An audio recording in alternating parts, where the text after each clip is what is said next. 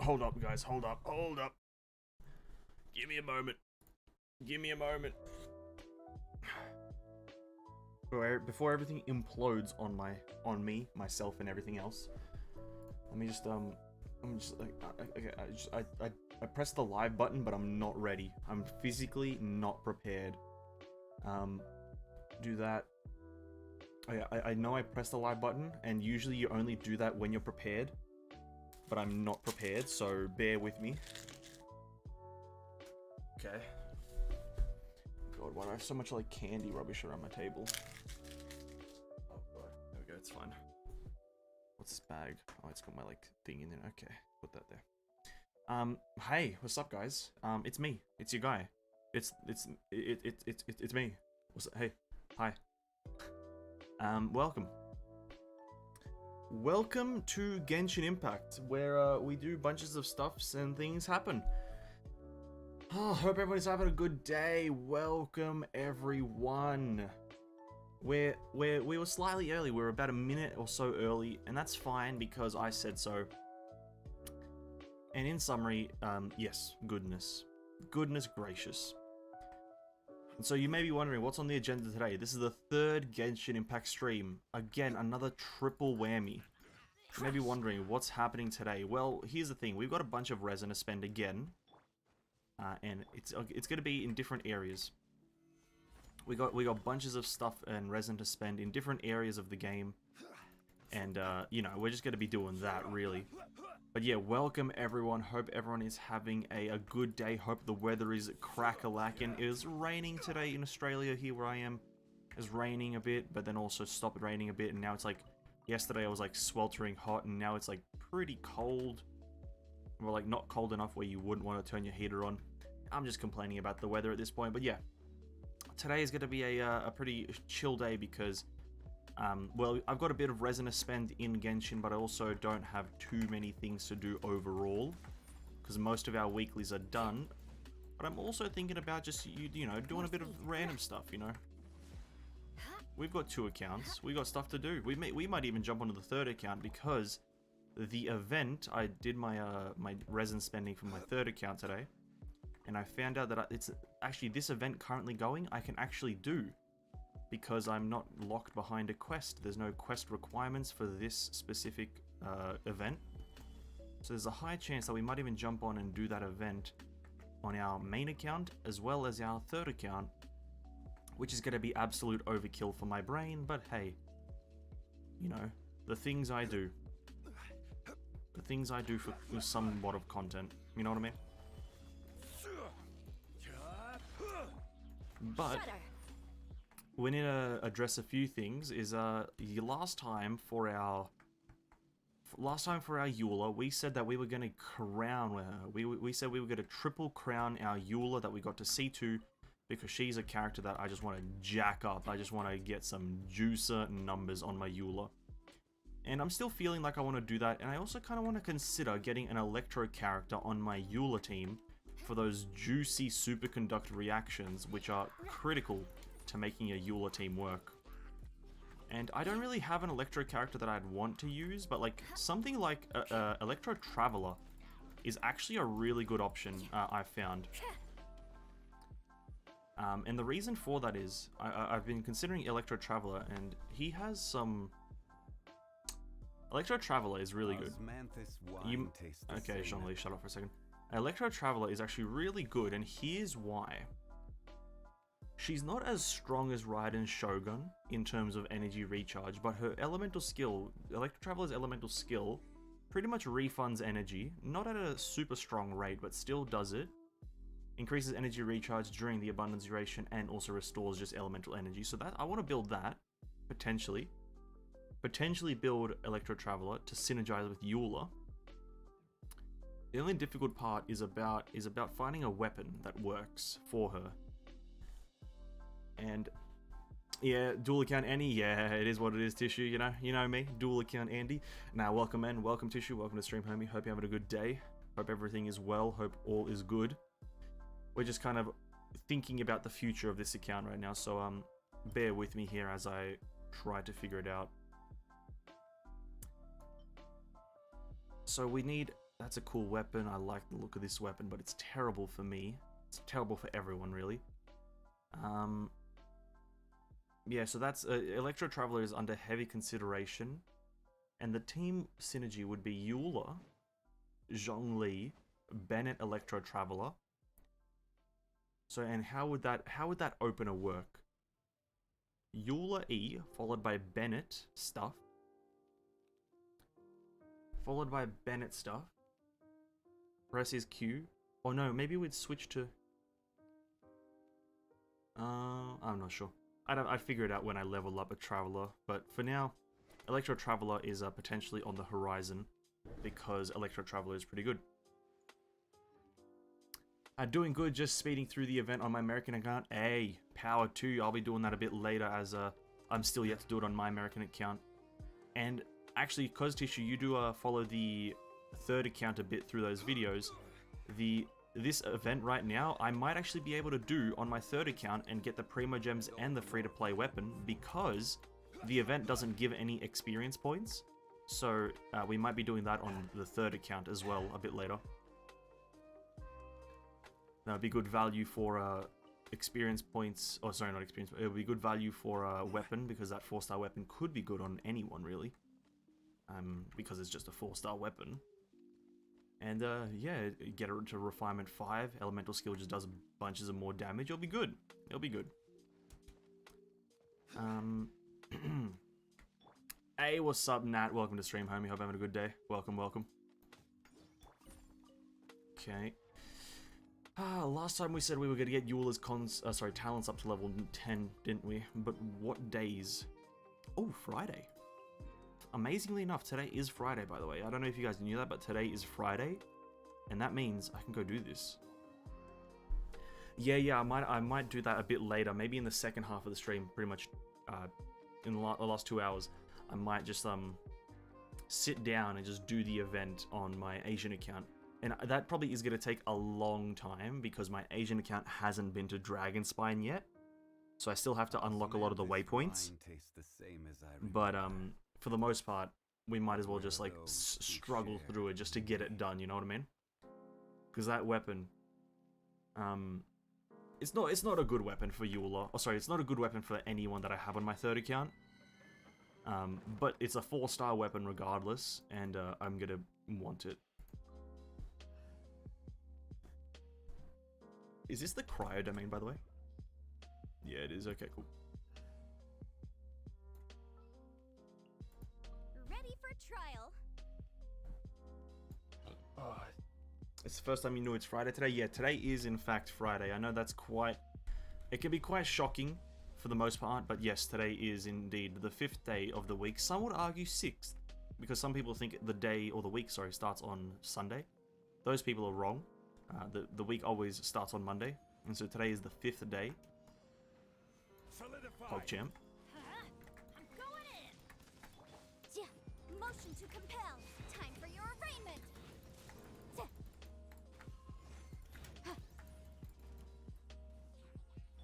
But I've got a bunch of... Again, I condensed all my resin in between the streams, so I definitely have 5 resin on both accounts, plus a full spool of 160. And on the Asian account today, we're spending it on trying to get Eula talent level up materials. Trying to get the her talent books up, which will be super good for her because we have her at C2. And obviously, like I said last time, the goal for this account is just to get a C6 Eula the next time, just through free-to-play, right? Because this account is only free-to-play, and so the end game goal by like 2 years from now is to get a C6 Eula. That is the end game right there.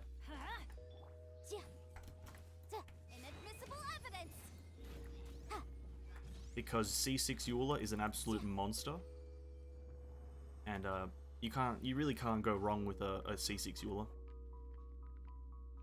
So we're just gonna slowly spend all our resin on talent books. Hopefully get lucky, you know. Hopefully getting lucky here. Look at that, luck. Boom, nice. 1 purple already. We need like 30 purples, but it's fine. It's fine. But yeah, hope everyone's having a good day as well. Everyone is joining. Hope everyone is crack-a-lacking. Good weather and all.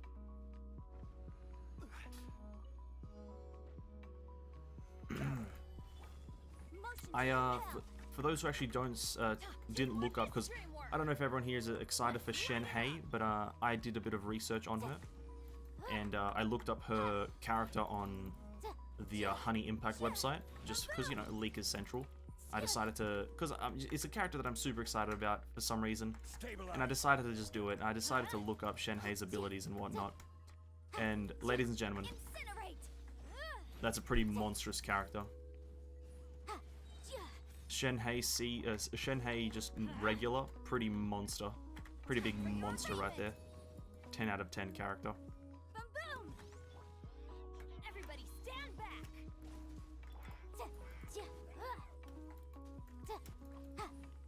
All I can say is I don't want to spoil anything, but even though it's not really spoilers, but goddamn, that bad boy's a monster. Solidify.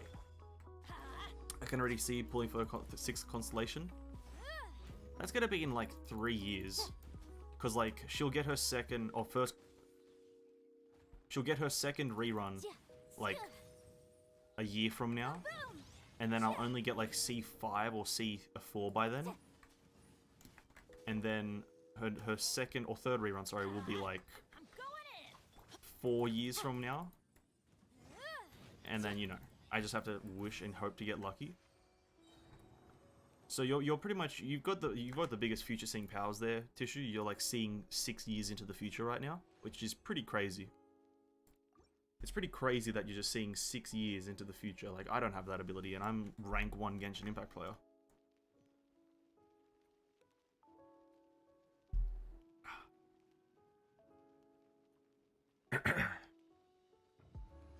Quite shocking.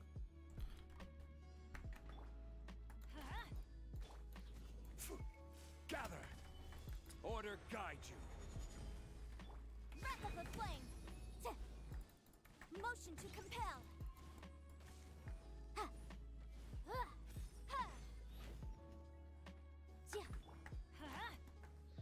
I was hesitating to tell you about the stuff that you might like to see at Junction Blind, but I guess you looked into it yourself. Yeah, I got a bit too excited. I was too excited about the character, so I just kind of, yeah, looked it up myself.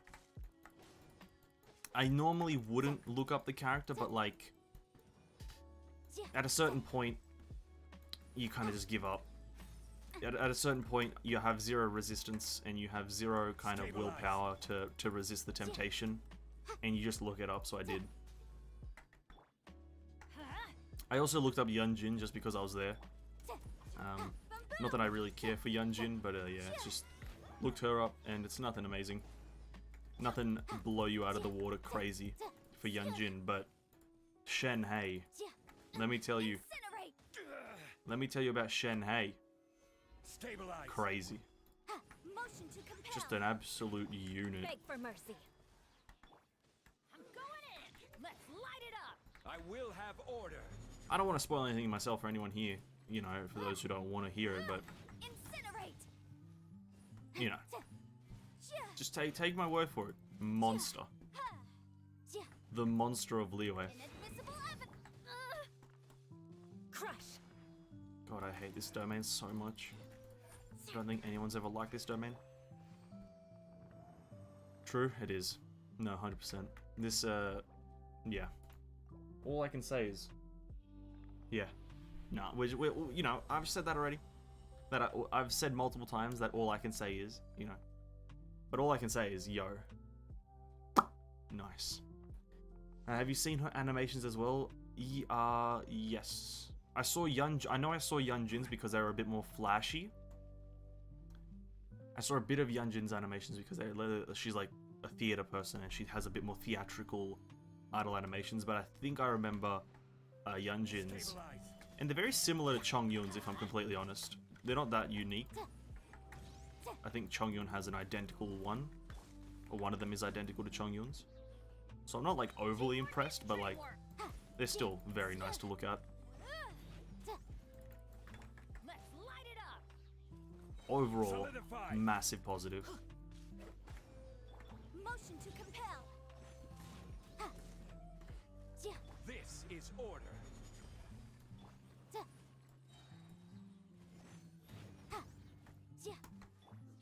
I'm going in. Gather.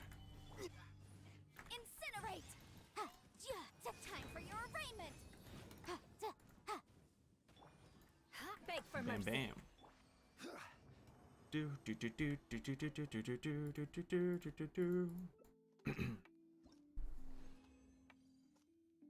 Wow, first run without a purple? Come on, game. Yo, I can't do this. My hair is wet slightly, so I need to take it out.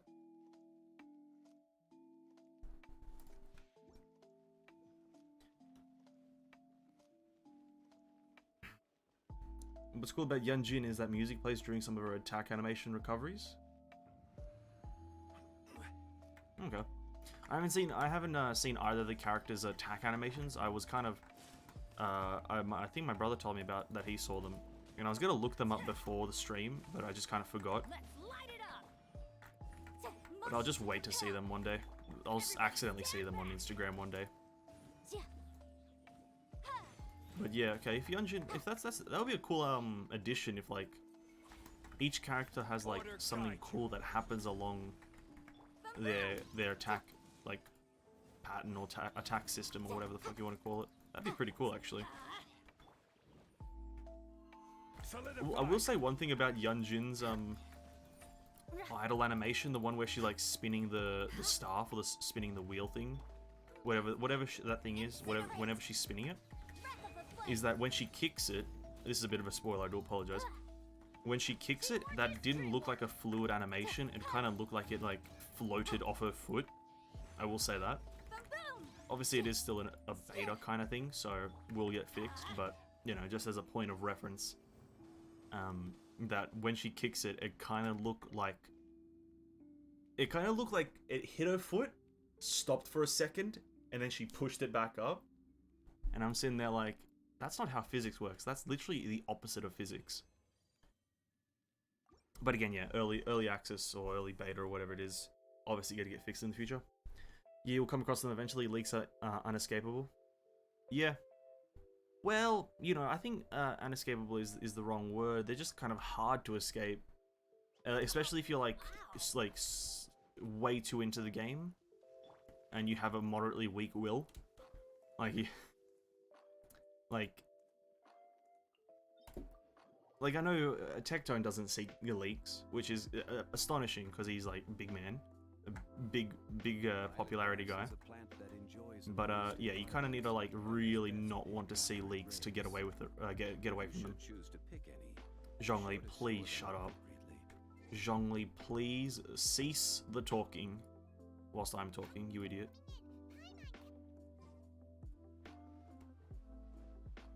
Goddamn Zhongli. Speaking over me. Where was I? Yeah, the leaks. Yeah, you have to have just a strong will and no social medias. You can't have social media and you can't follow Genshin Impact on any social medias. And that's the only way to get away from leaks.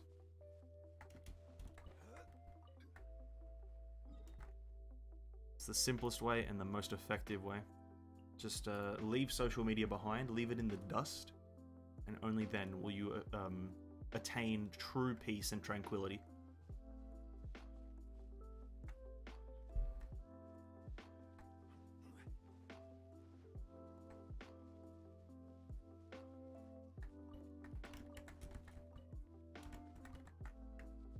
Okay.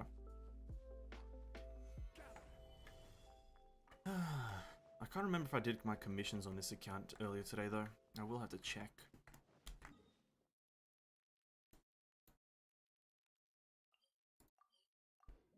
Starts living under a rock. You gotta. That's literally, you have to, like, desert. Like, you have to abandon all life on social media, especially, maybe not even all life on social media, but you have to literally avidly avoid any kind of game content on social media to get away from leaks. Like, it's unreal. Because, like, if I look at my Instagram, 90% of the stuff I see on my Instagram are Genshin stuff, because I just like watching Genshin stuff on Twitter and Instagram.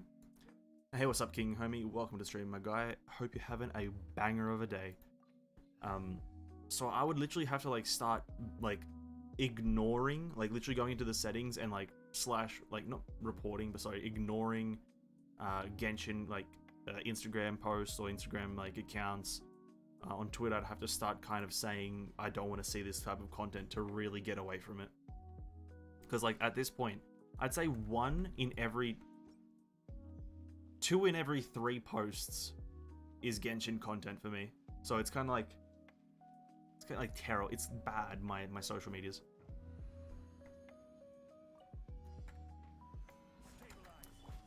Hey, what's up, Flame? Welcome to the stream, homie. Hope you're having a good day. Welcome, welcome. Incinerate. Everybody stand back. Come on, die, you bloody bastard. More speed.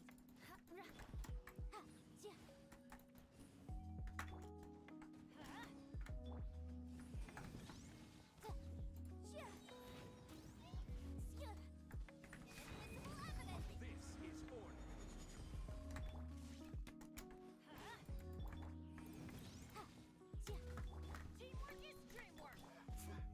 Stabilize.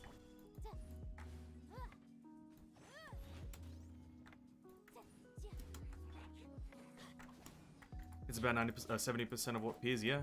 Want to know what I got in rolling for Eula? I Flame, hit me with it. What'd you get? Did you get a 5-star, or did you just get no 5-star? Come on. Give it to me. Surely you just got a Eula, right? Surely you got a Eula. Shudder. Come on. Incinerate. No shot, you got nothing else, right? I won't believe it. I won't believe this game would do you like that.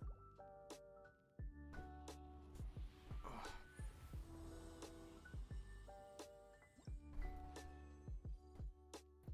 More books, let's go.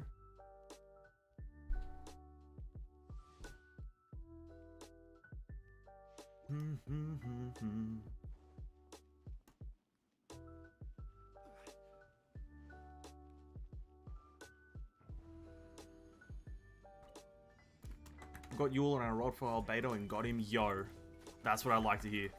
That's how it should be. That is how it should be. That is what we like to hear. That is what we're all about in this stream right here. You roll for one character, you get it. You roll for the other, you get it. That's what we're about. That's good shit, homie.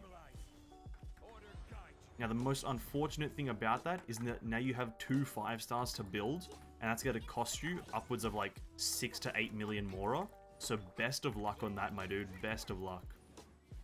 But now you can say that you got 2 5-stars pretty much back to back.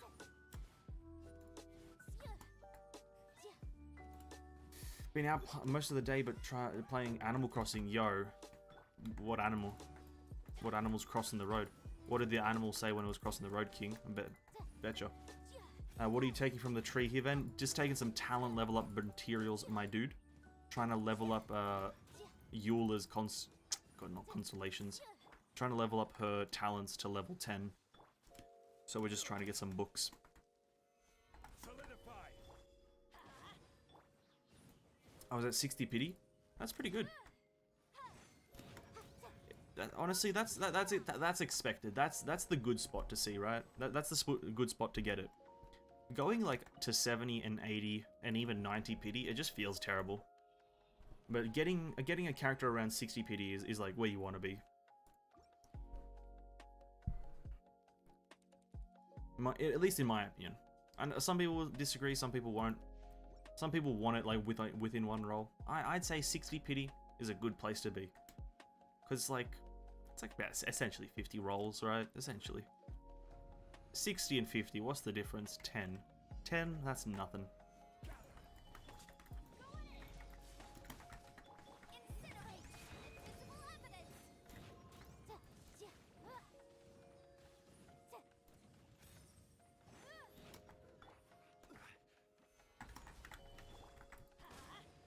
I will have order. Motion to compel. Everybody stand back. I was shocked and cried when I got them. Hey, justified. Honestly, being a free-to-play player, getting 2 5-stars back to back is justified enough reason to shed a tear. No shot. You're the one you're one of the ones who'd like to get them on one roll. That is true. I won't deny that. But, you know, I've also got a realistic side to me, right? See, deep down, I feel like I should be getting them on one roll. I genuinely feel that I should be getting them on one roll. And that's deep down inside. But my realistic self, the self that I perceive to you guys, I think we should be getting it at 60, 50. 50 to 60, like, should be the guaranteed. But deep down, I wish I could just single roll on a banner and just get the character. I think that's how it should be. No cap. Absolutely no cap.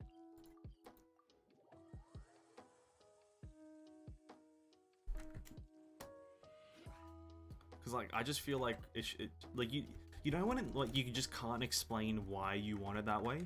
That's what I'm having right now. It's just like, I feel like by nature, I should be getting the characters like that. Just by nature. No, I don't have a reason. It should be that way. So let's make it so. Philosophies of resistance. Resistance. Philosophies of resistance.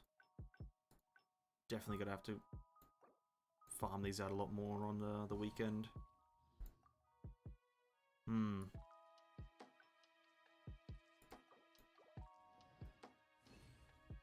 Craft as many as I can.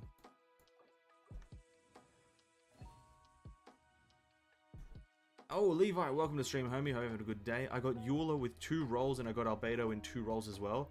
Yo. As Tissue said it, lickety split, that's pretty mint. Your hair looks soft and luscious today. What's new? What's new? That's all I gotta say to that is what's new. I thought that was literally by nature and by law. That's how my hair is. That's just the raw juice of it. And that's just how it was written in the history books, my guy. My hair is always soft and luscious. You look at the history books on my lineage, it just says Ven will have soft and luscious hair.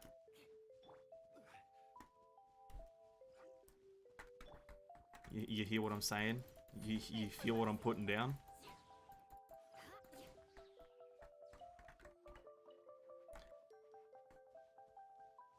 Oh, my eye.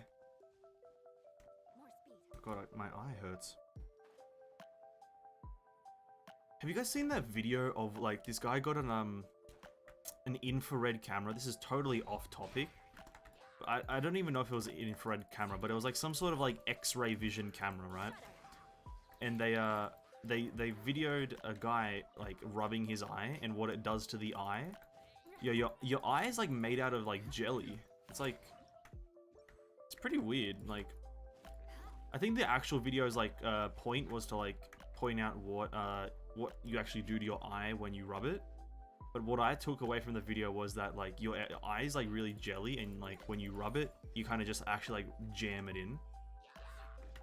You kind of just like, you mold your eye pretty much. If your eye was like Play-Doh and people rub their eyes, people would have eyes in their head. Like, it's pretty crazy. It was a pretty interesting video. Just people have like, if they push their eyes in, they'd have like eyes in their head, but like further in.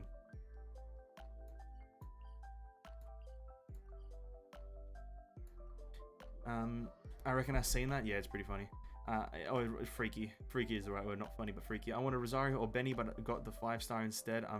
Honestly, can you complain though? Because wanting Bennett and Rosario is cool, but when you get 2 5-stars, can you really complain? I'm doing fine as well. Pardon me, King. You're pardoned. The X-ray one of the guy eating. Oh, I've seen that one. That one's weird. That one is.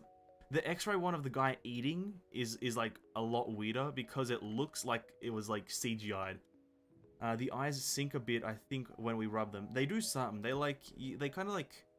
It's like they. I don't know. I'm not gonna try to explain it because I'm not a man that like science is around. But like, it's weird and it looks bad. And I refuse to believe you spoke English there, Ven. Listen, mate, my guy, dude. It was English. It was just a dialect. It was a specific dialect called Ven. Is me. Don't worry. Listen, listen, listen. I thought we already established that I don't speak English. I thought we all already established that it's a common fact that it's just whatever you hear me speak is definitely not English. It was a well-established fact that it's just it's like an art form. It's an art form. Well, that's all I'm saying is that it's just an art form. There's no real other way to masterpiece, kind of a way of life. I don't know what way to word it. Stabilize. Order guide you. Oh well, that killed him.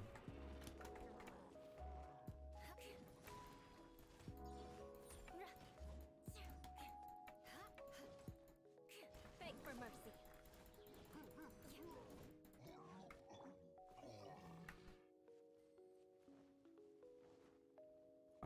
I'm not a man that science is around. Exactly. You're not a man. I'm not a man.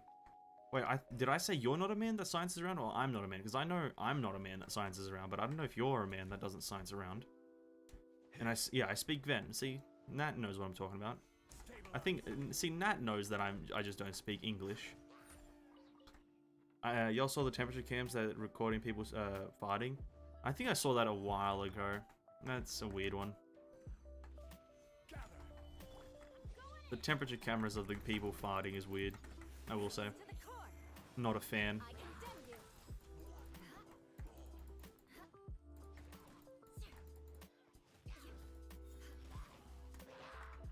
Definitely not a fan of the farting ones.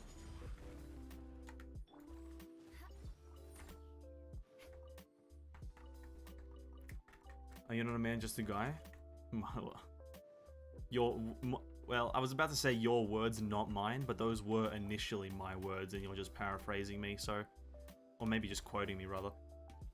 Yes, you are correct. I'm not a man. I'm just some guy. Light it up. Correct is the right word to explain what you just said. Motion to compel.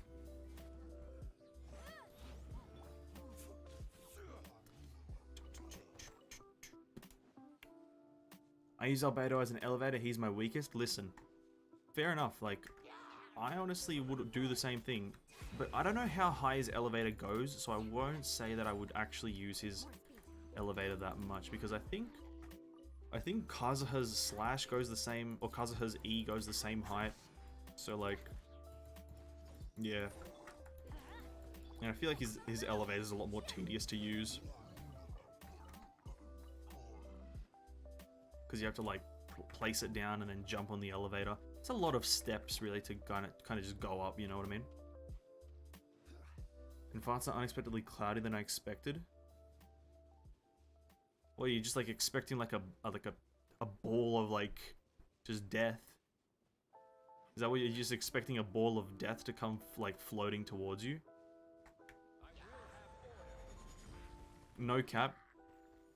Whatever floats your boat, I guess. Well, I guess, well, here's the thing. Farts just operate like a gas, right? That's what every gas kind of looks like for the most part, right? Like, I don't, obviously gases have different densities, but like, most gases, I'd say a solid 60% of gases always like look like that, so. Unless it's like a super heavy gas. Like boron or something like that. Whatever a gas is. If it's like a heavy gas, it probably like maybe just like plops out. Or like just plummets. But if it's like a oxygen or something like that. If we could see oxygen, yo, that would be, oh my god, do you know how crazy that would be? I want to like, maybe do you think, is there a camera that sees oxygen? That would be crazy. Or would that camera literally look just like one blanket color because oxygen is everywhere? That's tough. That's tough. Beg for mercy. Vengeance will be mine. Eye for an eye. Come on, you lot. Boom. Eula, you suck. You suck. Not even critting? You idiot. Stabilize. You can save for Ito? Oh, I guess you can. If you have enough primos, then hey, save for Ito. You got about 3 weeks and 2 major events to save from. That's pretty good. It's pretty good.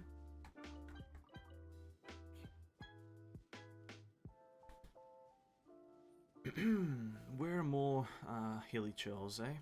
Hilly chill. Where are you? Oh, no, I don't want to do that. Because yeah, I think that if we made an oxygen camera that can see the flow of oxygen, would that essentially just make the camera look like it's just like blanketing white? Like it would just be like full white because like oxygen is everywhere, and then to like see anything you have to like suck the oxygen out, right? But then like sucking oxygen away like creates pressure, and thus you have a negative pressured environment causing collapse, because those who don't know, when there's no air anywhere, there's no gravity, and then it pretty much becomes a black hole, kind of. So like maybe you can't create an oxygen camera because you would literally break the fabric of the universe to like an extent, right?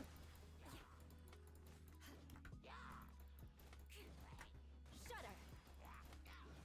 These are kind of like just my Genshin Impact thoughts, I guess, you know what I mean? Just like when you're playing like some Genshin Impact in the evening and you just start thinking about the fabric of the universe. Like Condemn you. just low-key Genshin Impact thoughts. Beg for mercy. Crush.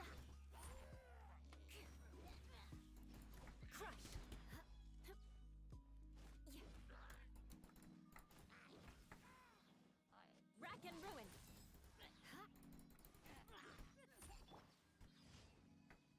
I'm focusing on the new event. Oh, definitely good luck. It's definitely not too hard. That's the only thing I can say, is that the event is not hard. So, you're pretty much guaranteed a bunch of primos. And yeah, a cam that sees oxygen, the color of it would cover the whole camera. Yeah, that's actually crazy that we... But maybe we can, like, make a camera that sees oxygen, but just with, like, a lower opacity for the oxygen, right?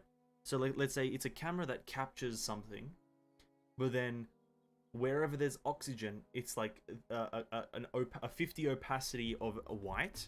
And then let's say I move my hand in front of the camera, and there's like a trail that instantly follows my hand that like is like instantly replaced with oxygen, right? That'd be pretty crazy. The same as shower thoughts, but deeper. I wouldn't say deeper, but I'd say of equal depth. I'd say shower thoughts and midnight, or sorry, not midnight, late night Genshin Impact thoughts are pretty much the same thing. They're like the same depth and same value. Just both are absolutely garbage things. Like you're thinking about the most random thing, and you probably won't ever think of it again because it doesn't apply to your general life. You know what I mean? Because when am I ever gonna talk about an oxygen camera ever again in my life? Like if I become like a camera manufacturer, if I just talk, what is that? Like just a manufacturer, I guess. If I become like a photographer, that's the one. Like maybe that's the other time I'll talk about an oxygen camera. Maybe if I go work for NASA one day, study some astrology or some crap, I might have to talk about an oxygen camera. But this is literally, theoretically, the last time I'll ever talk about an oxygen camera. So that is what late night Genshin Impact thoughts and shower thoughts are. Pick a random ass thing that comes into your head, talk about it one time, and then never think or speak of it again. Just how it works, really. Just how it works. God. Just a nice black coffee. Oh, we have a quest here. Let's go pick that bad boy up.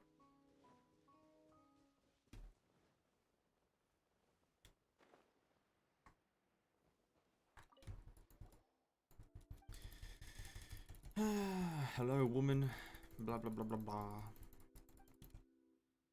Again, they still haven't added a way to skip all dialogue in a conversation. How is that not one of their biggest priorities right now? How is that not something that is being added the minute I speak about it? Please, come on. Like, nobody cares about who this character is and what she's talking about. I'm just speaking facts right now. Not a single person has read this dialogue. No cap. I read the playing button, the word playing in the top left screen, or top left part of the screen. I've read that more than I've read the actual dialogue in this game. Because I'm constantly looking at it, hoping that it changes to skip everything. Like, come on. And I don't even have 3 Sakura blooms. I want to stop playing this game. No shot.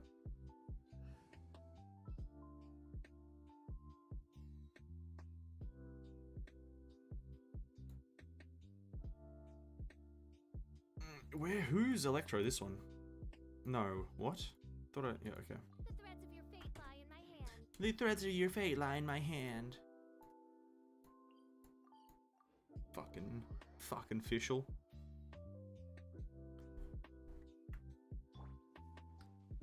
Yeah, also, when it's daytime in this game, does anyone actually see anything? Like, just speaking straight facts right now, does anyone see anything when it's daytime in this game? It feels like the exposure is set to, like, literally a billion, and I'm literally, like, sitting in perpetual blindness.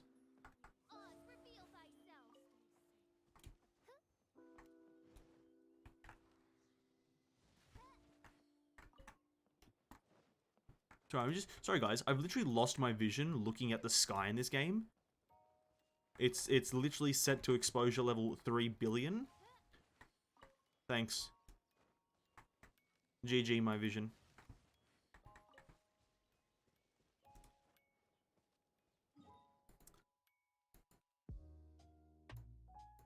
Where am I going? Over here. Yeah, true, my speeding through the event isn't actually speeding because all of the... Yeah, true. I definitely did assume that when you said speeding, you meant that you're spamming spacebar. That's the exact thing I assumed.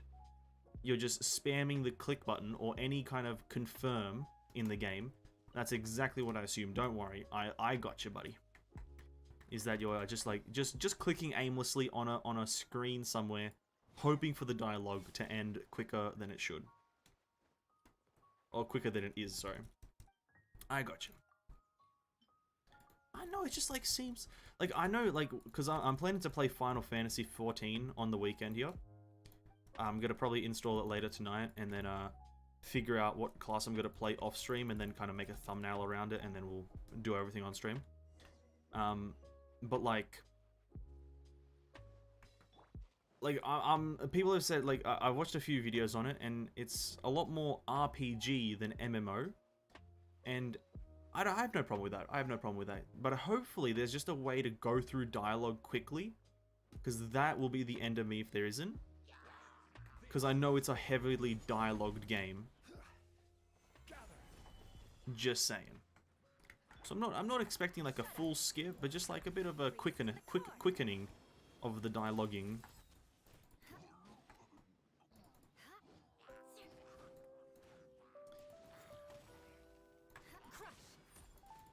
But yeah, if they just added a way to just press one button and skip it all, I'd be fine with that. That'd be fine. I prefer setting it to night every chance I get, since it's easier to look at, and I prefer to look at it at night. Fair, that is... I just can't be asked to wait, you know what I mean? I just can't be asked to wait. Also, one second, what's this? What, did I mess something up? Give me a second here. Yeah. No, I didn't. Okay, it's all fine. Cool. Okay, never mind. Yeah, I honestly just can't be stuffed to enter the settings and change my go into the menu, click on the time, and then set the time to something else. I just can't be asked.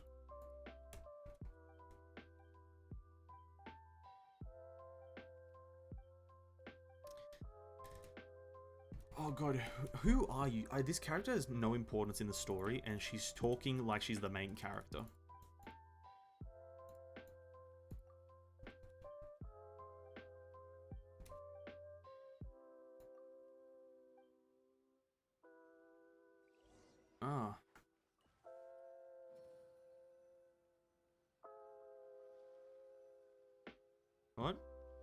Oh, I have to do this thing over here first. Hold up. I need Electro, right? That there. Need a Hydro character? Oh my god, I haven't seen a Hydro version of this in like a millennia. This is Shadows of Fate.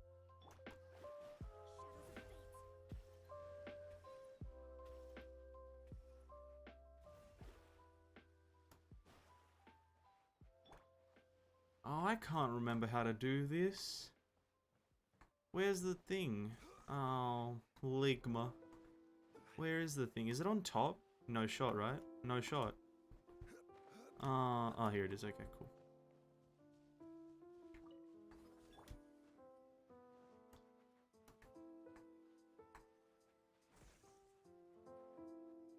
By royal decree.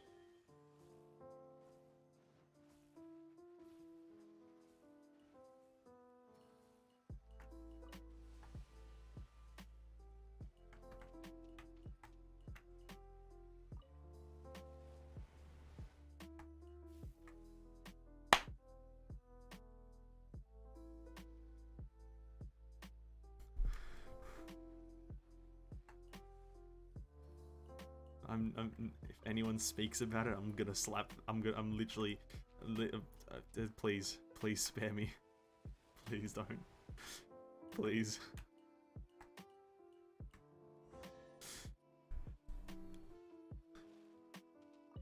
Ah, fuck.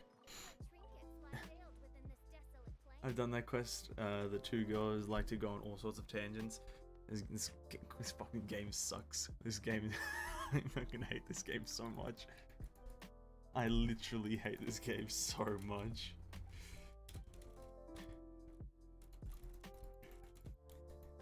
Ah, just let me skip the dialogue.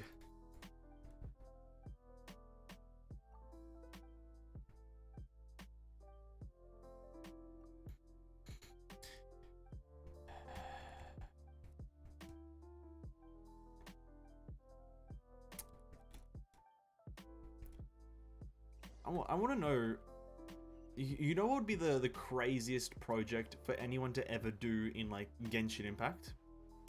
Is literally taking all the side quests and like you time yourself on how long it takes you to get through all the dialogue of the side quest, of every side quest in the game.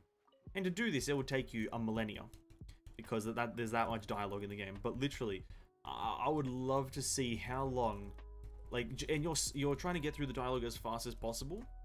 You're spam clicking everything. And I just want to know how long it would take you to get through all the quests in the game right now. All the side quests, not main quests, just side quests. That would be very interesting to me because it would be well over like 24 hours worth of like just dialogue that is unskippable. Just like here's my proposition. Just in the top left corner, right here, where just this is the top right corner of my monitor, right here. Just put a button that says skip dialogue. Just put a button that says skip it, and I can press it whenever I want. And guess what it does, guys? Guess what?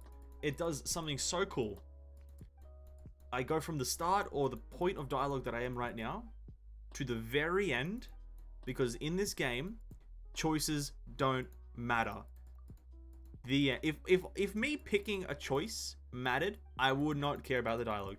But because I can choose, if I was given two dialogue options right now of kill this character or don't kill this character, regardless of what I choose, the character isn't gonna die. So with that in mind, why give me the choice? And then also at the same time, why give me the dialogue? Just give me like a this is still going. The dialogue is still going. I've been ranting for like a minute. This is insanity. Shut up.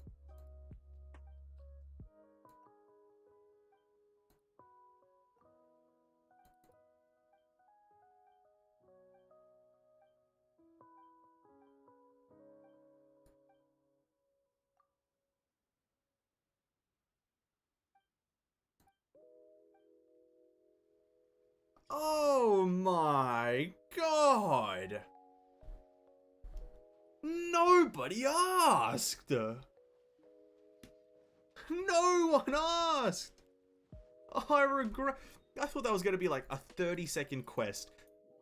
Oh, biggest regret of my life.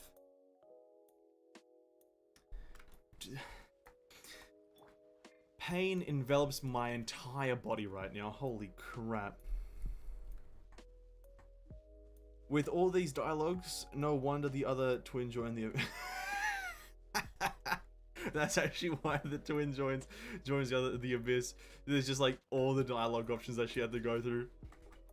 Oh, imagine this. You mentioning the abyss and the twin joining. Imagine this. At the end of the game, we're given the option between joining the abyss and not joining the abyss. And regardless of our choice, we don't join the abyss. Oh my god, I'd be so angry. I would be well pissed off.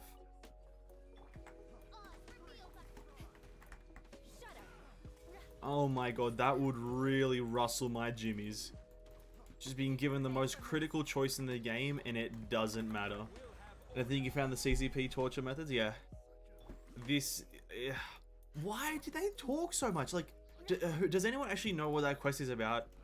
I got an achievement called the Mermaid's Tale, but I don't think anyone's read that dialogue. Not a single person has read that dialogue, and if they say they have, it's the biggest lie of this patch of the game, or this game's history. That's crazy. The illusion of choice. You know what's actually... Oh my god. Do you know why games like Skyrim and Dishonored are like... I think Dishonored's one of the good ones. Witcher, which is another great one. You know why those games are so good? Is because when you choose something, it matters, bro. Imagine mattering. Imagine my choices mattering in the context of this game's story. Imagine. Yo, that's crazy. That's crazy. In Skyrim, you insult a guard, he's gonna pull out the bow and clock you in the head. You compliment a guard, he's gonna insult you because you're acting like a wimp, but he's not gonna clock you in the head with an arrow, right? In Witcher, you like start a brawl, like someone insults you, you can choose to not fight them, or you can choose to fight them. Dishonored, it's a bit more like, do you kill them or don't you kill them? But it's like, still, your choices matter. In this game, bro, there's so many choices in this game where like, you're literally choosing between good and bad, and both options lead you down the good route. Because essentially what happens is, for those who don't play Genshin, specifically this is for you guys, because the people who play Genshin in chat right now 100% know what I'm about to say. But essentially, when you're given the choice of a good and bad thing, you choose the bad option, and then Paimon comes out of nowhere and says, no, no, no, no, no. The opposite of what you said. That's essentially how it goes. That's essentially how it goes. Or you choose the bad option and the person that you're talking to says, no, no, no, no. I know what you really mean. And it's like, no, you don't. I actually want to slap the shit out of you, but you're saying that I don't. Like, so it's, I'm pissed off at this game. I'm pissed. Also, what is this? Oh, I'm so close to level 10. What can we do to get to level 10? Ley lines. Oh, we need to go farm our ley lines anyway, so let's go do that. Let's go exhaust them. They need the Warframe evil meter. Does a Warframe have... Wait, evil meter? Hold up. Wait, what? Evil meter? There's an evil... Oh, yep, sorry. I've literally... I don't think I've ever called it the evil meter. You're talking about the, It's to do with the main story with your operator and everything like that. It's like when you're dealing with the Kuva liches and whatnot. Is that what you're talking about? If so, then I know what you mean. Yeah. Just like a good and bad system. It's like it's not the kiss curse system, but it's like the it's just like choices mattering. You know what I mean? Just choices mattering.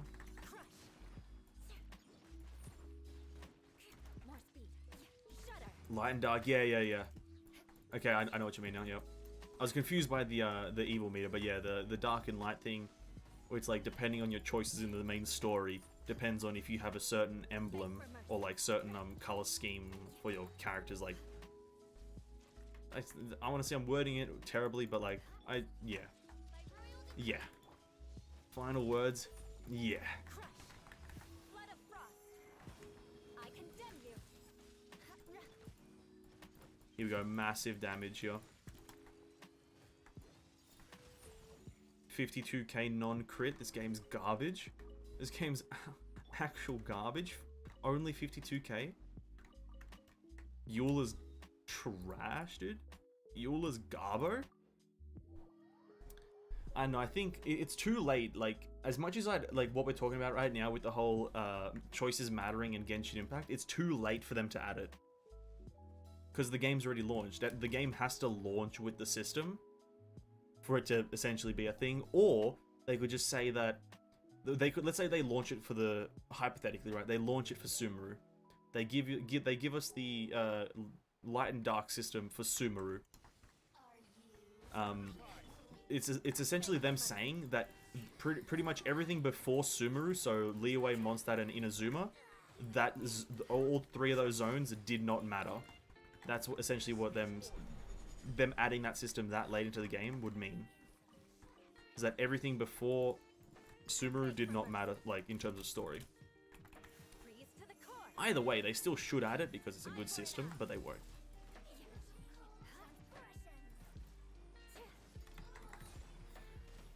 156k, let's go! Let's go, Eula, let's go! Oh my god. That's not, I've hit a 200k on this account, and that honestly is crazy for me. That is crazy. Oh my god, Eula, you beautiful fucking woman. Oh my god. I love this game. I love this game.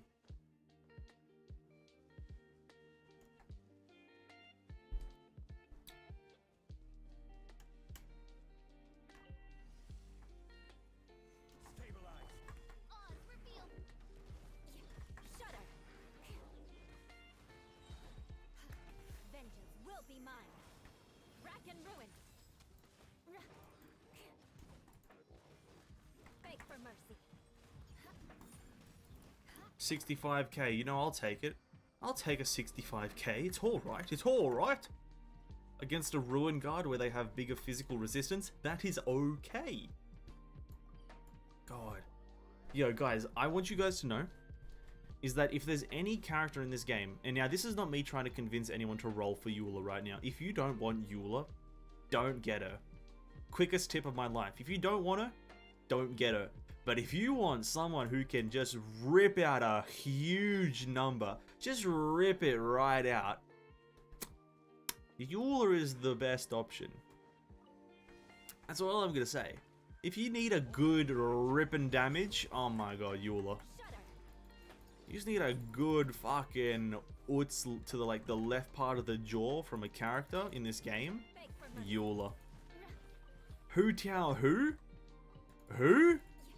Eula. Who's Tao? Nah, it's all about Eula.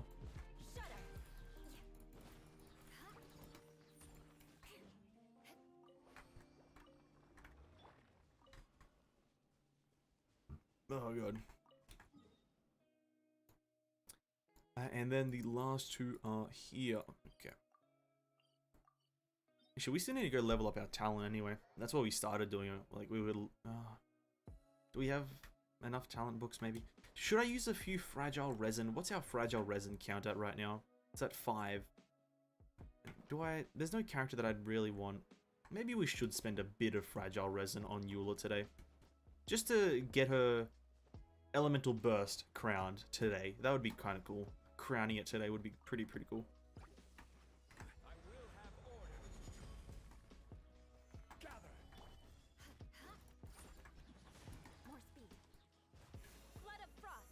Big Uts. I condemn you.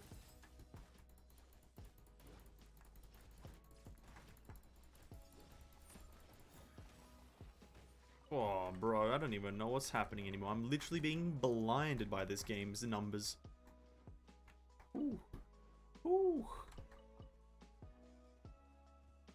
Refam, hey, what's up, man? Welcome to stream, homie. Hope you're having a good day. Welcome, welcome. Yes, crown it. I bet we're crowning Eula's burst today. Let me just, Ooh.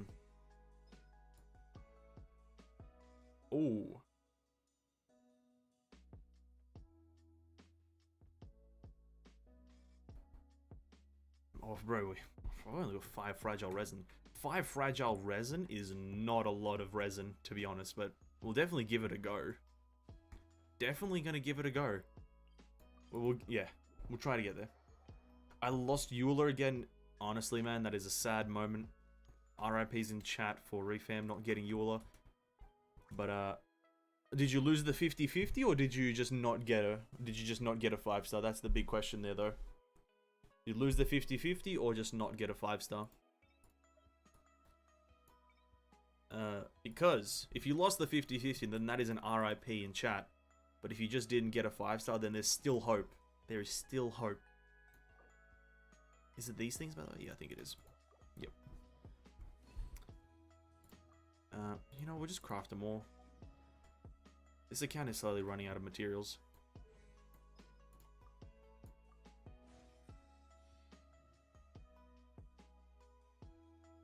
Skill damage goes up by a fair chunk. Light, full sword, base damage, and damage per stack. Nice. Cool, cool, cool.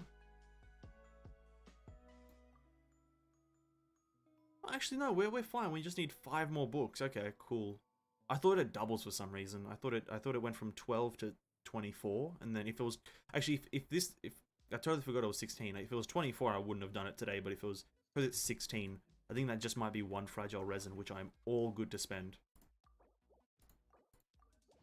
I lost the 50-50, so I'll save for Shenhei. Honestly, man, I feel bad for you not getting Eula, but Shenhei, you know, I won't spoil anything if you're not a big fan of spoilers, but I've looked up a bit of information on Shenhei's abilities, and all I can say is that she's looking pretty good. She sounds pretty cool, so she's definitely going to be a good character in my honest opinion.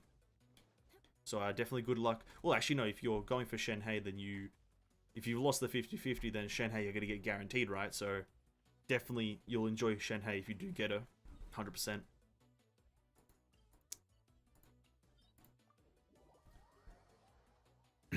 She's gonna be a very what's the word I'm looking for here? I wouldn't say selfish DPS. She's leaning to bit towards selfish, but not too selfish, right? From at least that's my first impression, just from like reading the abilities, skimming over them about 30 minutes before stream, is that she'll be a bit selfish, but not too selfish. Ready for trial. I won't hold you back. Much. Evil shall be dispersed. Oh god, neck cracks. Also, if anyone's seen the extended version of her splash art, yo, she actually... I think I want to show that really quickly. I want to show the extended version of her splash art. Because for those who haven't seen that, that is crazy good looking splash art. Well, because whatever MiHoYo shows on their leaks isn't actually like good showcasing of the character, because you don't see the full extent of them. Whilst the full kind of splash art for her is absolutely amazing. Here it is. This is the full splash art for Eula. Oh, sorry, not Eula, Shenhei. This looks phenomenal. Look at that spear. And she's an exorcist and summons a copy of herself to deal stuff. Don't worry about that. But look at that spear. Oh my god. If I don't get that spear, I'm actually just gonna I'm throwing the game in the bin if I don't get that spear. That spear looks fucking amazing. And that's also that is another spear added to the color spectrum. Because currently, if you don't know, we have a yellow spear, purple, red, and green spear. And now we're getting a blue spear. Yo. Amazing. Amazing. I can't be more excited for her, because I play 2 accounts and I'm getting her on my main, and oh my god, it's gonna be so good. I'm so excited for her. At least I lost to Mona, and I got some good artifacts for her. I'm loving it. Honestly, Mona's a good character to get. C1 or C0 if you did get her as C0. She's an absolute character, absolute unit to get, so definitely don't be disappointed in any way about that. And as long as you're enjoying her, hey, that's all that matters. Enjoying Genshin Impact, that's all that matters right now. This is order. Gather.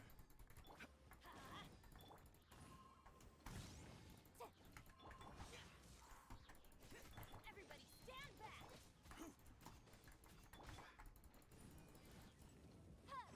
Incinerate!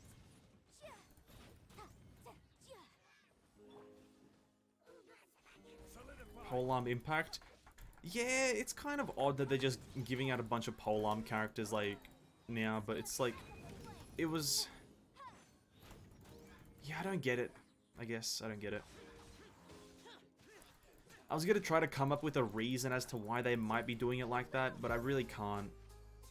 Because, you know, one of the reasons I was gonna say is, like, maybe, like, Leeway has... Because Leeway has the most spear characters that are 5 stars. Xiao, Zhongli, and now Shenhe, right? Five of the, like 3 of the 5 stars from Leeway are spear characters. So maybe, you know, Leeway has a spear kind of culture. But then it's like also, how's about we just don't release spear characters as much and then maybe we'll be fine? I don't know. It's hard to judge, but I'm fine with them releasing spear characters. See, because in the end, the only problem with them releasing spear characters is that not every spear weapon works on every spear character. If you get what I mean, like not every spear works for Zhongli. So I'd say that's a pretty big problem. But you know, that's a minor of minor problems.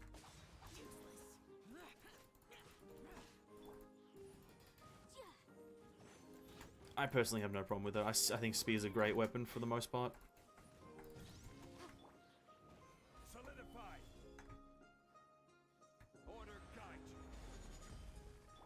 Let's light it up!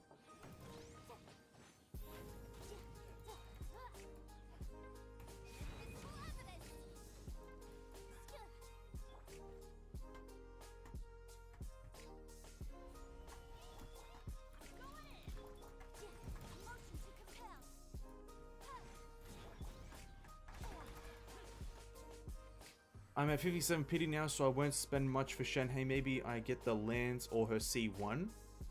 Oh, definitely, 100%. Honestly, she's gonna be an absolute unit, so I definitely don't think anyone's gonna be disappointed to have Shenhe. But definitely, you'll probably, I recommend you get her and then her weapon, but obviously rolling for a weapon is a lot riskier than rolling for a C1. In my opinion, because I know rolling for a weapon you can get a lot more disappointed in a sense, but like in terms of value, obviously her and her weapon combo is way more than just C1 of her. And true, yeah, maybe, or they could be pausing on releasing spear characters for a while so they can push them out, or they can right now, maybe. And there are too many spear characters now, and none of them is a healer. Ah, is there no heal on? No, I guess there isn't. Well, here's the thing. We don't know what Yunjin does, and... Actually, no, we do. Never mind. We do know what Yunjin does, and I won't say, but you might be correct. Is Shenhe going to be cryo or physical? She's going to be cryo. I'm only answering that because you asked. But yeah, as a spoiler thing, she will be cryo damage. And hey, what's up, Nick? Welcome to stream, homie. Having a good day. Welcome, welcome, my guy. Welcome, welcome. Let's go check if we can talent or ascend her Q to 10. Can't even say it. Yeah, she's going to be cryo because she has a lot of her talents and her abilities kind of buff cryo damage, and all of them deal cryo damage. The only physical damage she's doing is through her auto attacks, which is not going to be too prevalent. At least, I don't believe it will be. Come on, give me some big bonuses, please.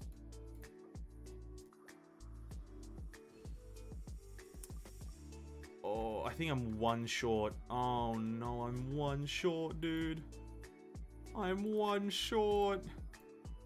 Oh no, I'm not.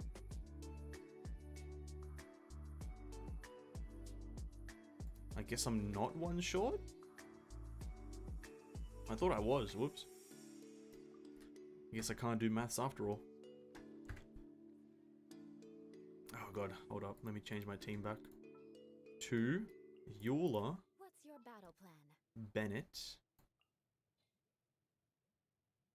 Swap him there and then go here and put in... I'm just going to put in any Electro character because I just need it for the superconduct. Just So, yeah. what will we come across this I got Eula and Albedo. Hey, Nick, congrats, my dude. Congrats on getting both of them. Good stuff, homie. Glad to hear. That won't be good for my account since I have Ayaka and Ganyu, but I like her gonna get anyway. Well, no, actually, I think it will be, to kind of correct you there, hopefully. This is a theoretical correction, right? She will be good if you have other cryo characters because she buffs cryo damage. So... you know, I don't want to spoil too much, but she just boosts other characters and her own cryo damage. So, for instance, if you pair her with a Ganyu, you can have the cryo resonance boosting the crit rate, but you can also have the, you know, Ganyu be your main DPS and Shenhei be sub DPS. Shenhei will buff the cryo damage of Ganyu. That's how it would work. So you actually might want to combo them hypothetically. It is obviously all hypothetical, so don't take anything I say as 100% true, but under what I've read so far, that's how it would look like. Anyway, I want to go test my damage really quickly, and I don't know what boss I can test damage on, so... Well, I don't like that guy, but I think it's the best option. Yeah, definitely congrats on that. Honestly, you guys getting lucky out here. You guys getting Albedo and Eula. Absolute pog. That's 10 out of 10. Good to hear. But I will say that all your money is now going to be going into, like, building them both, which I don't recommend, but hey, you guys do whatever you want with your Mora.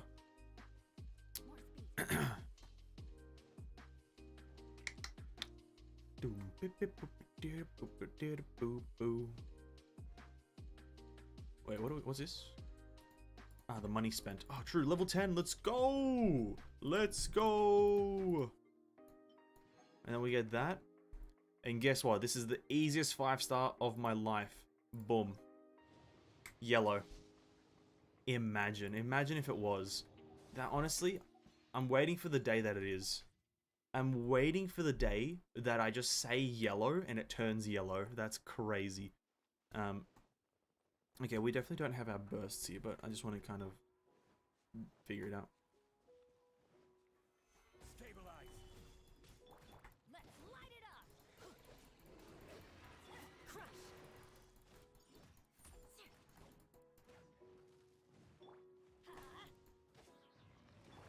Beg for mercy. Nice then, I have Amos, so my Ganyu is pretty strong, my Aika too, but Aika is very dependent on perma-freeze, since she only has 32% crit. Yeah, I think Shenhei will work specifically for cryo main DPS, so both Aika and Ganyu, if you've built them for main DPS, cryo. Because I know that Eula, sorry, not Eula, I know that Ayaka can be built for physical. Her best... if her best combo with Shenhei is going to be the cryo kind of main DPS, whatever. Obviously, again, hypothetical, but I don't think it's a massive cryo damage bonus, but I think any cryo damage bonus is a massive positive. Also, I'm going to restart this fight just so I can do it from 100% HP. And obviously, Amos, bro. But, oh, this is going to be... Actually, it depends on... you know what, I'm not going to spoil anything, but yeah, a lot of stuff is happening. 2.4 is going to be one of the hardest patches for players to roll on. That is the only thing I'm going to say, because the potential banners in there that I've seen from leaks is crazy. Yeah, the stuff in there is pretty juicy, and people are going to be struggling to pick on what they want to roll. And yeah, I just wish that was a yellow, by the way. Every single time I get a single roll for a the permanent banner, I always call yellow, and one day I'm just gonna make a fucking epic clip where it actually does go yellow.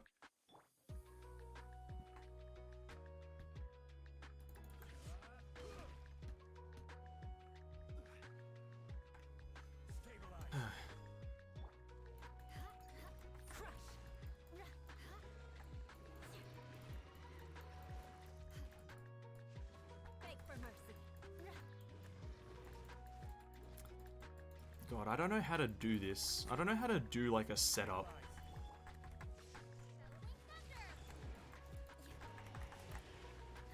Everybody stand back. Vengeance will be mine.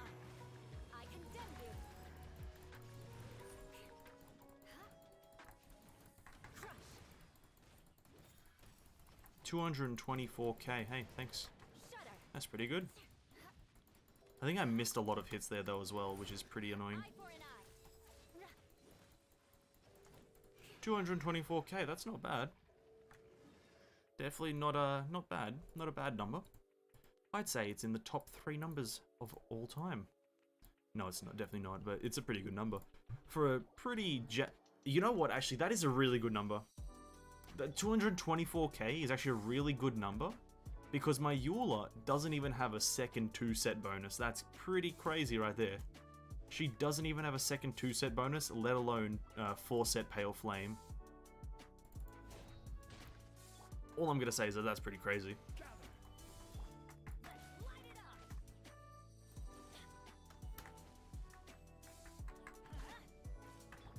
Take this. And the cooldown on this ability is actually crazy long, which is really bad. Yeah, the cooldown on Traveler's E is super long, which doesn't make it kind of like... doesn't kind of make it friendly.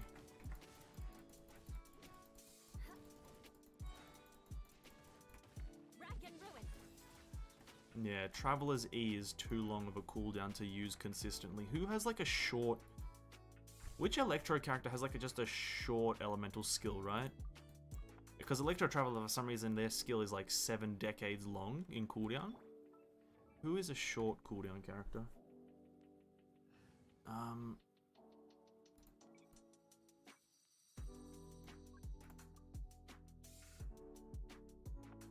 Lisa's short, right? But Beto's pretty good though. Beto's a good one. Because Beto's Q is also just consistent electro damage, right? Maybe Beto. Maybe I should build Beto. Oh, but I hate Beto. I have to like actually like counter. I have to like actually play the game skillfully. And if there's one thing I don't want to do in this game is like pay attention.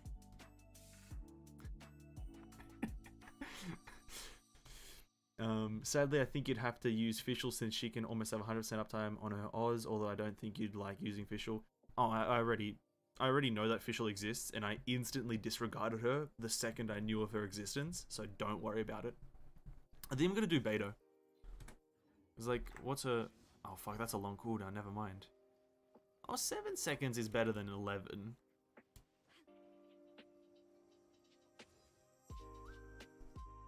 Seven seconds is better than 11, and even if you hold it, it's 7 seconds still. Okay, who do I have at a high constellation level? Beto or Razor? Because Razor has a short cooldown as well. I just want the character for the Electro hit. I think Beto would be the better option, so let's go do Beto. And there's no boss that like I like. I don't like fighting any of these bosses. Oh my god. How does Mihoyo make a boss that nobody likes fighting? How? Because, okay, I can't fight any of the flowers. They'll die before I use my burst. I hate fighting the Primogear Vishap. The Magu Kenki, he moves around too much. It's just all negatives right now. Stabilize. Crush.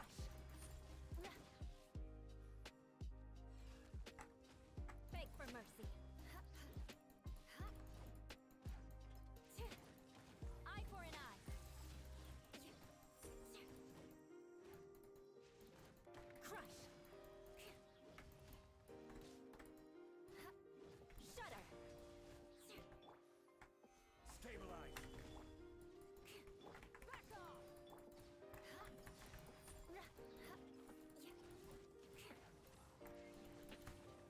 condemn you.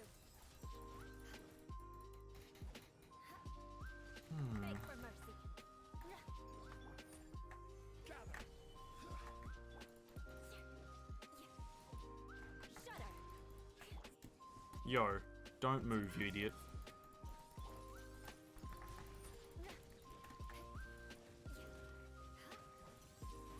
Crush.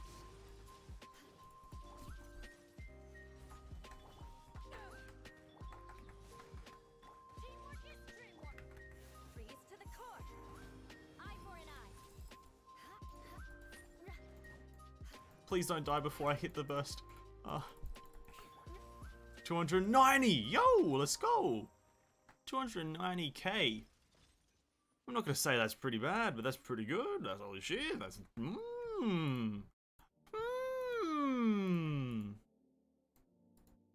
That's pretty good. That's pretty pog damage. 290k. I think the reason it didn't do that on the primos is because I was outside of Bennett's zone. I'm gonna blame the boss for that, not me. But I don't know how Bennett's thing works, so I'm not really gonna care. You shouldn't see me like What? The what? I hate this game. You have a C6 Rosario on that account? Oh, that is a good question. I do, I think I... Oh no, I don't know, because I only got her this banner.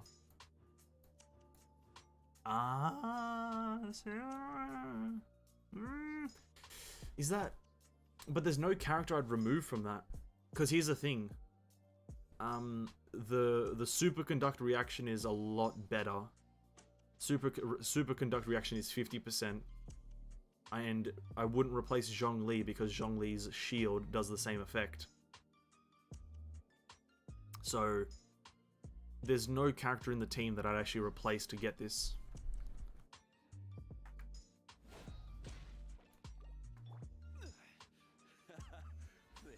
At least, I wouldn't at least, I don't know.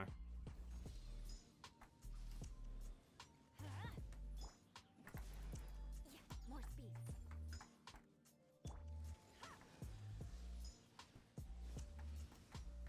Beg for mercy.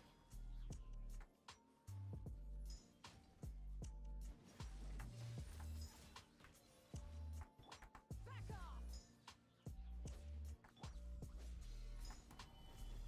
Crush.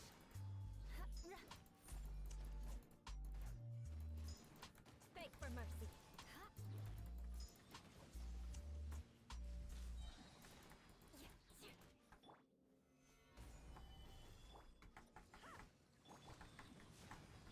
Everybody stand back.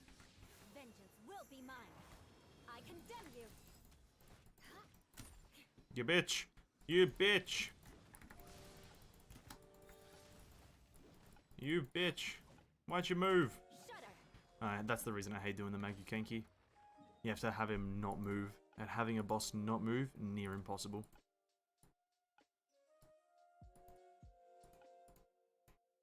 None of these bosses are good to use. They all move too much, or some of them have no HP. Does Zhongli's shield decrease Fizz res as well? I wouldn't know because I don't have him. Yeah, I believe it does.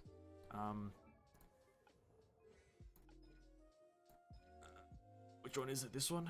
Or is it this one? No, it's just in his... it's in the talent description, right? Yeah, see, it's elemental res and physical res in a small AoE around him. That's the strength of Zhongli. That's the power of the big Dong Zhong. This is the raw power of the man with the biggest shlong in Genshin Impact. I just want to... Okay. I know that I'm kind of like only farming bosses on repeat for a short while, but like... I'm not a person who does big numbers in like Genshin Impact. I don't usually do massive numbers. Like this is the first time that I've ever done over 200k, so I'm kind of like in a honeymoon period of doing damage, and I kind of just want to do massive numbers. So I do apologize if we're just farming bosses on repeat. It's just very satisfying to see a big number appear. But I don't feel like farming my burst up anymore, so like it's kind of like yikes. God, Eula, you fucking beautiful woman. You absolute beautiful woman, Eula. I love you.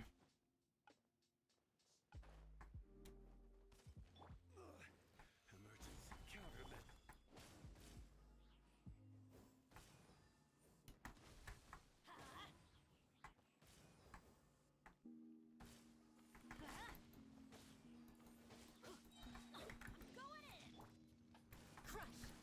Actually, just Zhong Li, just hit her with a big old 106k meatball. Oh my god! Oh shit, bro! 106k ball, bro! Big old ball! Oh my god! Somebody call the police, holy shit, because that was a massive fucking meatball, bro. Is it cloudy with a chance of meatballs? Because holy shit! That was crazy. Did I get any bursts back from that? Eula's almost there. He's not anywhere. Got a bit excited after that meatball. Holy crap. It's fine. I tried out Alo many times since I crowned her as well. Oh, yeah. Honestly, crowning.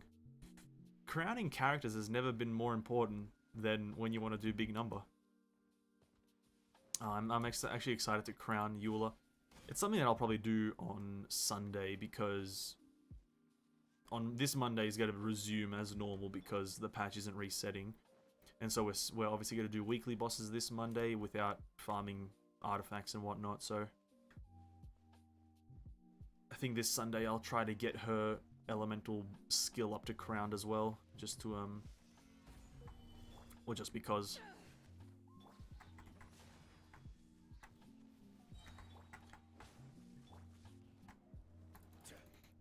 We're gonna do one more boss. Not after this guy. I want to get all my like bursts after killing this guy, Solidify. and then I want to kill the Primo Geo Bishop one more time. Power that can hit high shot. Let's light it up. Beg for mercy. Gather. Rack and ruin. God, I can't wait till I get two sets or like 4-set Pale Flame on Eula. I just actually can't wait till my Eula is jacked and is able to just one-shot everything in the game. And only then will I feel like I've accomplished something. That is when I will feel as though I have just beaten the game, is when my Eula can just one-shot everything. That is the real feeling of supremacy in this game. I just wish that the Primo Geo Bishop had downtime. He really has like 100% uptime. I just wish that he would pause when I tell him to pause, so I can then hit him when I need to hit him. Without like having to worry about him moving out of my attacks. Or like... Even bedrock can be turned to... I literally was spamming left click, but okay game, okay. No, that's absolutely fair. I was spamming left click, but it's fine. Absolutely fine. Shudder.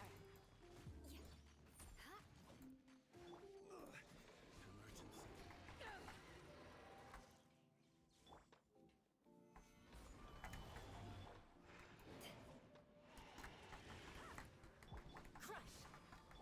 Let's light it up. Teamwork is flood of frost. I condemn you.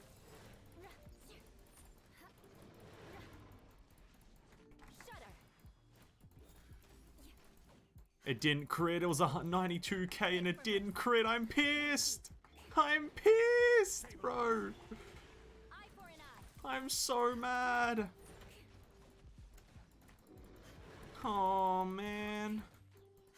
Oh man. Oh dude, that's not fair.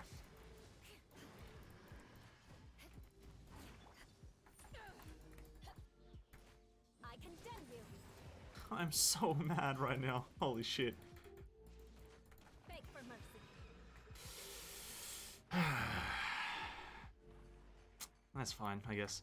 192 times what? Okay, what's my crit damage? 92,000 times 2.6. 92,000 times 90. Oh wait, no, 92 times 2.6. What's that? 240k I would have hit. Fair enough. Good enough damage. Okay, 240-ish damage, I'll say. Alright, let's go over to the main account. Let's go do some quests and some bullcrap in Dragonspine or whatever. Let's go to my weak account. Let's go to my weak ass main account now. Oh, what a terrible thing to say. Oh, it's terrible that my like ult is stronger than my main. Terrible, absolutely garbage.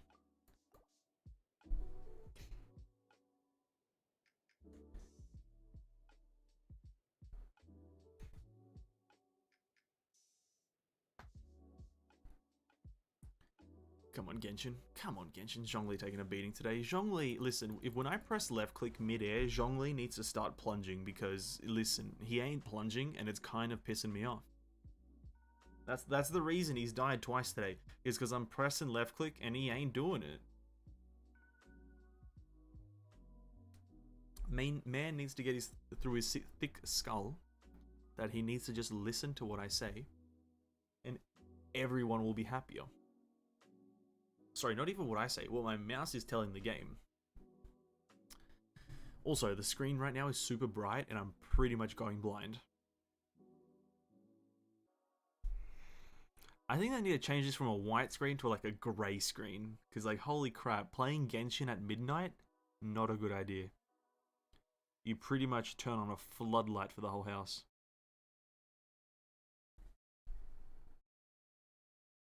Yo, Genshin, please, dim yourself. Dim yourself. Oh, this is where we left off after fucking making that making that guide for this boss. That was horrendous. You know, actually it wasn't even horrendous. I just don't like that boss, or this boss fight right now. I really don't. I think it's a bad boss. I don't really have like a valid reason to say that. I just don't think it's good. I don't think there's a specific character that makes it super easy. Want me to come along? And I think that's a pretty big problem in the grand scheme of things. A walk would be nice. Genshin Dark Mode when? Honestly, Genshin Dark Mode now, please. I'm actually blind. Okay, so do we want to do the quest first, or do we want to spend a bit of resin? I'm thinking we spend a bit of resin, just to have a bit of fun, and then we start doing boring stuff, right? We have a bit of fun, and then we start doing boring things. Because I also want to, later, farm out, I think it's Shenhei's talent materials is Whopper Flowers, and I know for a fact that I'm getting really low on Whopper Flowers. So I think I just want to farm out a fair bit of that. Kind of like just whenever I have time.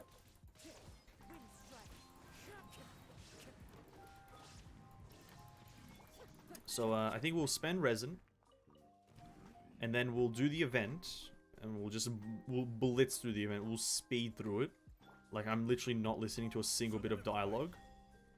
And then after we do that, we'll farm a few random resources here and there that I need for Shenhei. I also might just look up her stuff midstream just to reaffirm what it was that I need, because I can't exactly remember.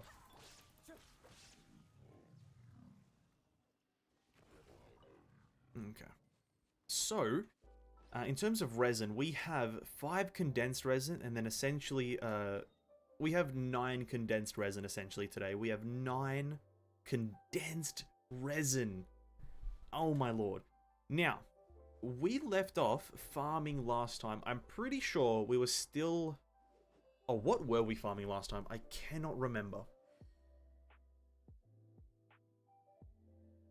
What was my American account farming last time? Was it tenacity?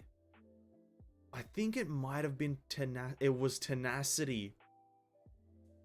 I think it was. I think it was.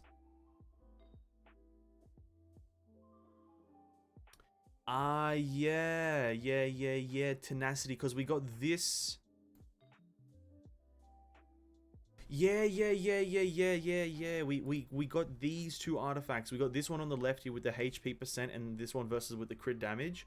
And we found out that the HP percent one was slightly stronger. Yeah, okay, cool. Okay, so we're still gonna do tenacity because the feather can be upgraded like there's no tomorrow. As well as the chalice, if we get very lucky, this can also get upgraded. So I think we'll still continue to do tenacity. Just because it's potentially very good upgrades for Zhongli.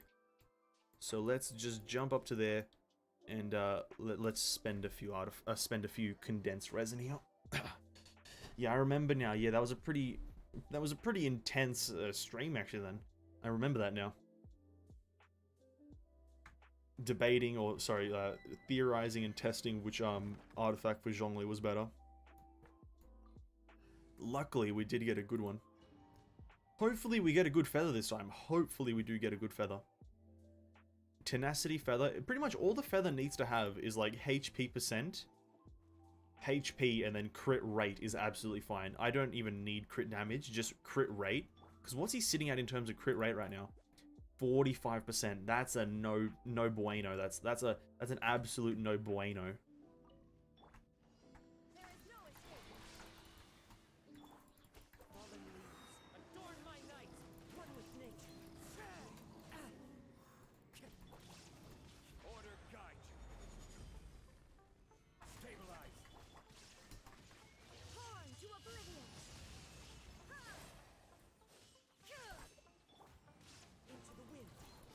Oh my god, I just cancelled Raiden Shogun's ult like halfway through it. How dare I?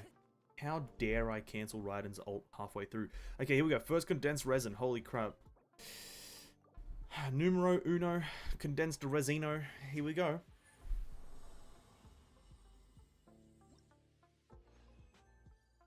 Oh my god. Instantly, like instantly, we get it. And instantly, it's not a good one. At least for my specific build. It does have the HP on there and the attack percent, which is cool, but I definitely do need crit rate on there and as well as HP percent, and it's already not doing it. But we also got a timepiece here for it, which is HP percent. Okay, not bad, but definitely got to be scrapping it whenever I have the time. And we got 3 actually, which is the helmet for Pale Flame. Good one? No, well, oh, no, sadly not. That is not a good one. Sadly, that is not good. Well, as a filler artifact, it's pretty alright. But as anything other than a filler, it's not good because it's Pale Flame, which is physical, but it's got EM as main stat, so pretty bad. And I don't think EM does anything for physical attacks. I'm like 93% sure on that.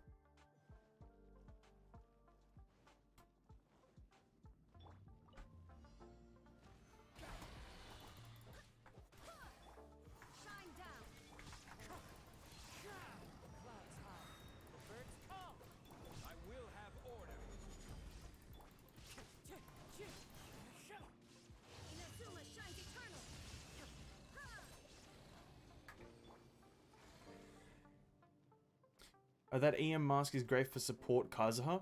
The thing is, though, I think my helmet for Kazuha is, my helmet is Viridescent, so I can't replace it, and I'd have to farm Viridescent Vanilla a lot more, and I'm not doing that. Viridescent is not something I'm farming ever again. You should save it when the time comes you want to make him support. I wasn't going to throw that away, no shot. That's an amazing artifact, like substat-wise. I wasn't going to ever throw that away. That's getting locked when I see it. But it's not something that I'm going to look into using straight away. Anyway, second condensed resin really quickly. Oh, Pale Flame Flower Feather combo. Flower first. Oh, not bad. Crit rate roll would be beautiful. And then Feather.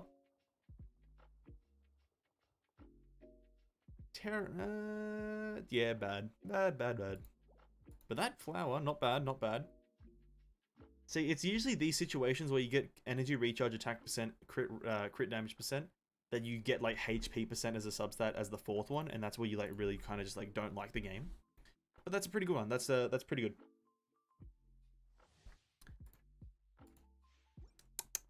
Definitely not a bad one. I will say definitely not bad, but you know, could be better. There is no escape. Solidify. I swear by my sword. One with nature. This is order.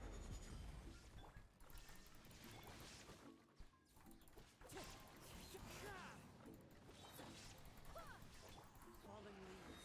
Adorn my night.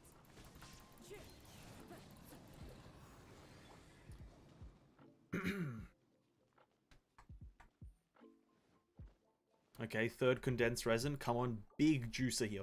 Big juicy numbers here. Come on, give it to me. Just lay it on me. Lay it on me. Come on. None of the pieces that I want, but that's a-okay. The flower here, garbage. The timepiece here, also at the same time garbage. And then the pale flame timepiece, even bigger garbage. That's absolutely astonishing. Absolutely remarkable play by Novak Djokovic.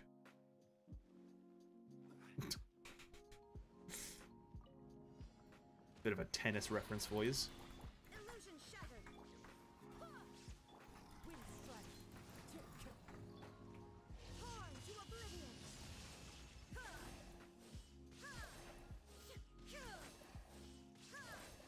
I will have order.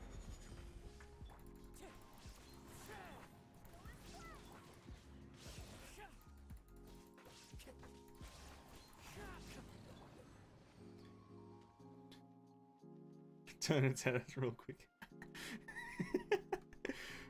That's how like the tennis like commentators like talk. They use like extravagant words, like a marvelous hit from Novak Djokovic. It's like, relax, it was okay.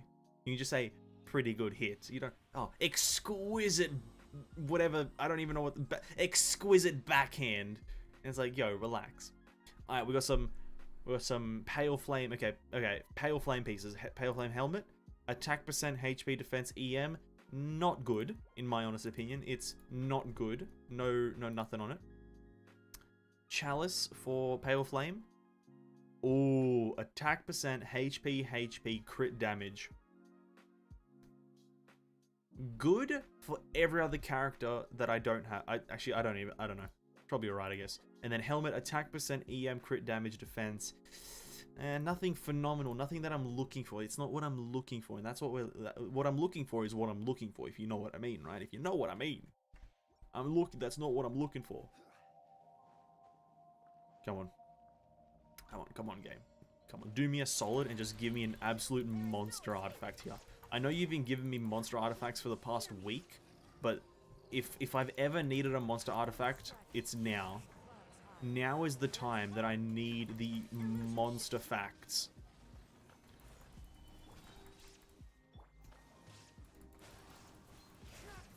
Order guide.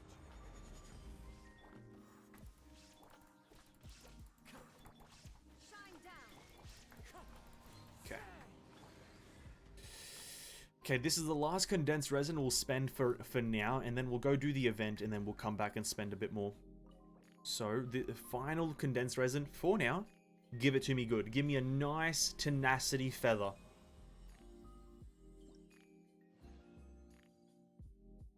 Not even tenacity and also not a feather. Thanks for the opposite of what I said. But it's a chalice and timepiece. Let's go to the timepiece first. Defense, terrible. Defense, again, terrible. Attack percent, crit damage, terrible because there's defense on it. And then the chalice here, HP percent. Oh. Wait. Wait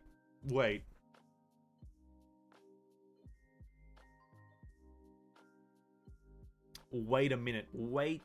No, it's because it's the chalice you don't want HP percent. Never mind. I was going to say I could swap that out with some other things and like get a good synergy, but it's the chalice that you need the elemental bonus on. I am an idiot. It's all good.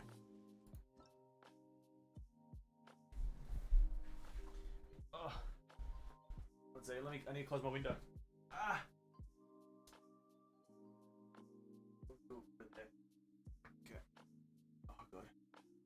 god.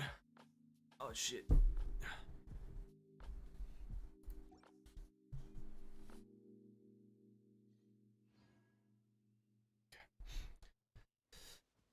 Yeah, sadly, I forgot that the chalice is the one that you need the elemental bonus on. So sadly, no upgrade, but it's all good. Now we're gonna do the event. Oh god, have I done all this?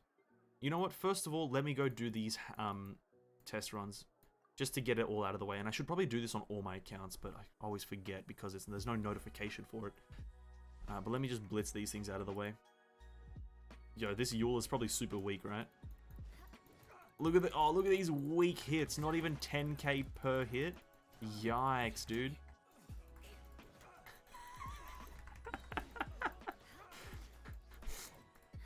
just insulting the test run Yule.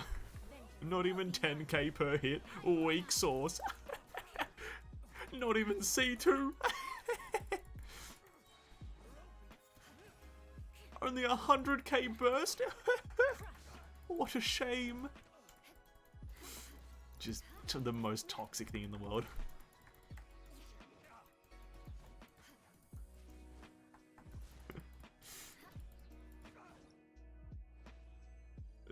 Well, you know, the only redeeming factor of the test run Eula is that she has this weapon, which is like...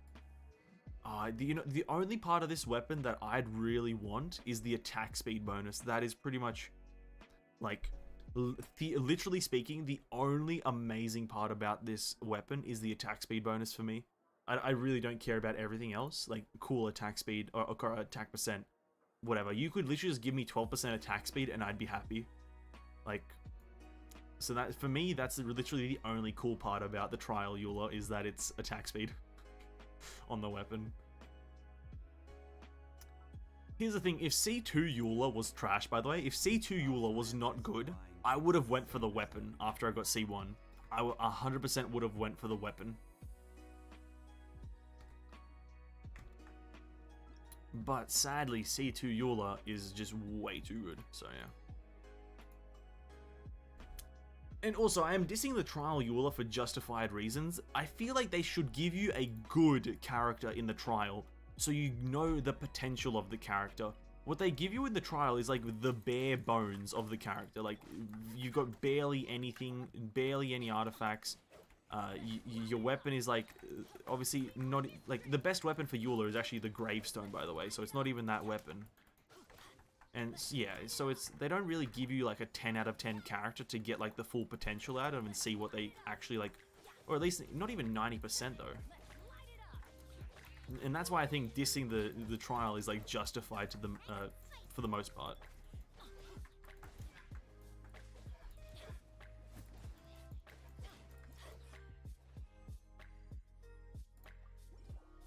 Because like my Eula crits for like 13, 14Ks on humanoid enemies, alright? That one was critting for like 8K. So it's kind of like the difference there is visible. And that Eula is using a 5-star weapon. The difference is visible. And I'm not flexing my Eula, just so we're clear. It's just that like the difference between my Eula who's using a 4-star weapon compared to that Eula who's using a 5-star weapon, you can see that they're not giving you a good character.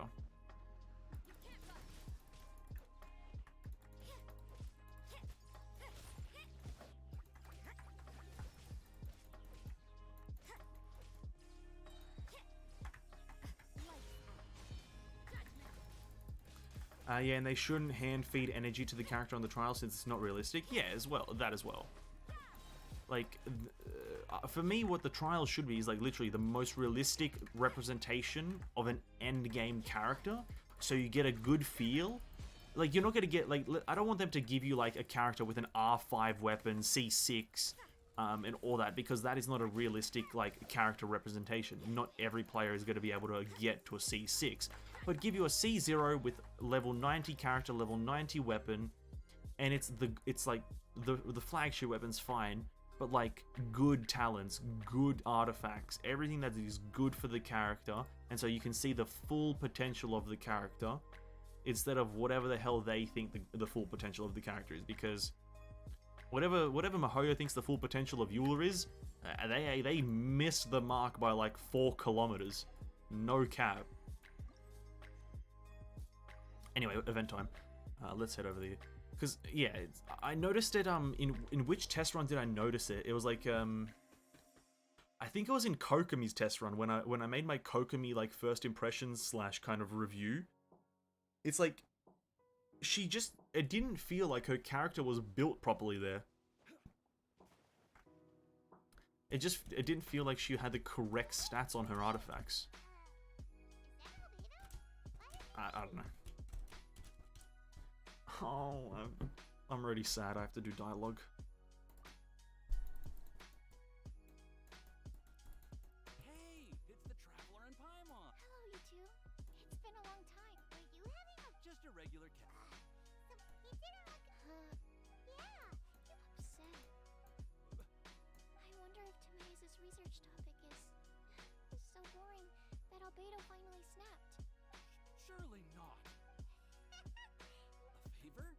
Well, Paimon was thinking maybe you could make a device... Oh, The only redeeming part about doing this quest is that it's an interesting quest Well, as you... only when Albedo's there. I don't think even Albedo can make... I'm so angry right now that it's like better now. I But you... Oh, of course, these are just Tamae's and my subject, but I wouldn't get your hope. he won't. Albedo is not that kind of person. God, this is gonna be a boring ass stream. This is gonna be a boring ass stream. Pretty much like Unless he specifically... the next hour is gonna be dialogue. Actually, this shouldn't take an hour, but it's just gonna be dialogue.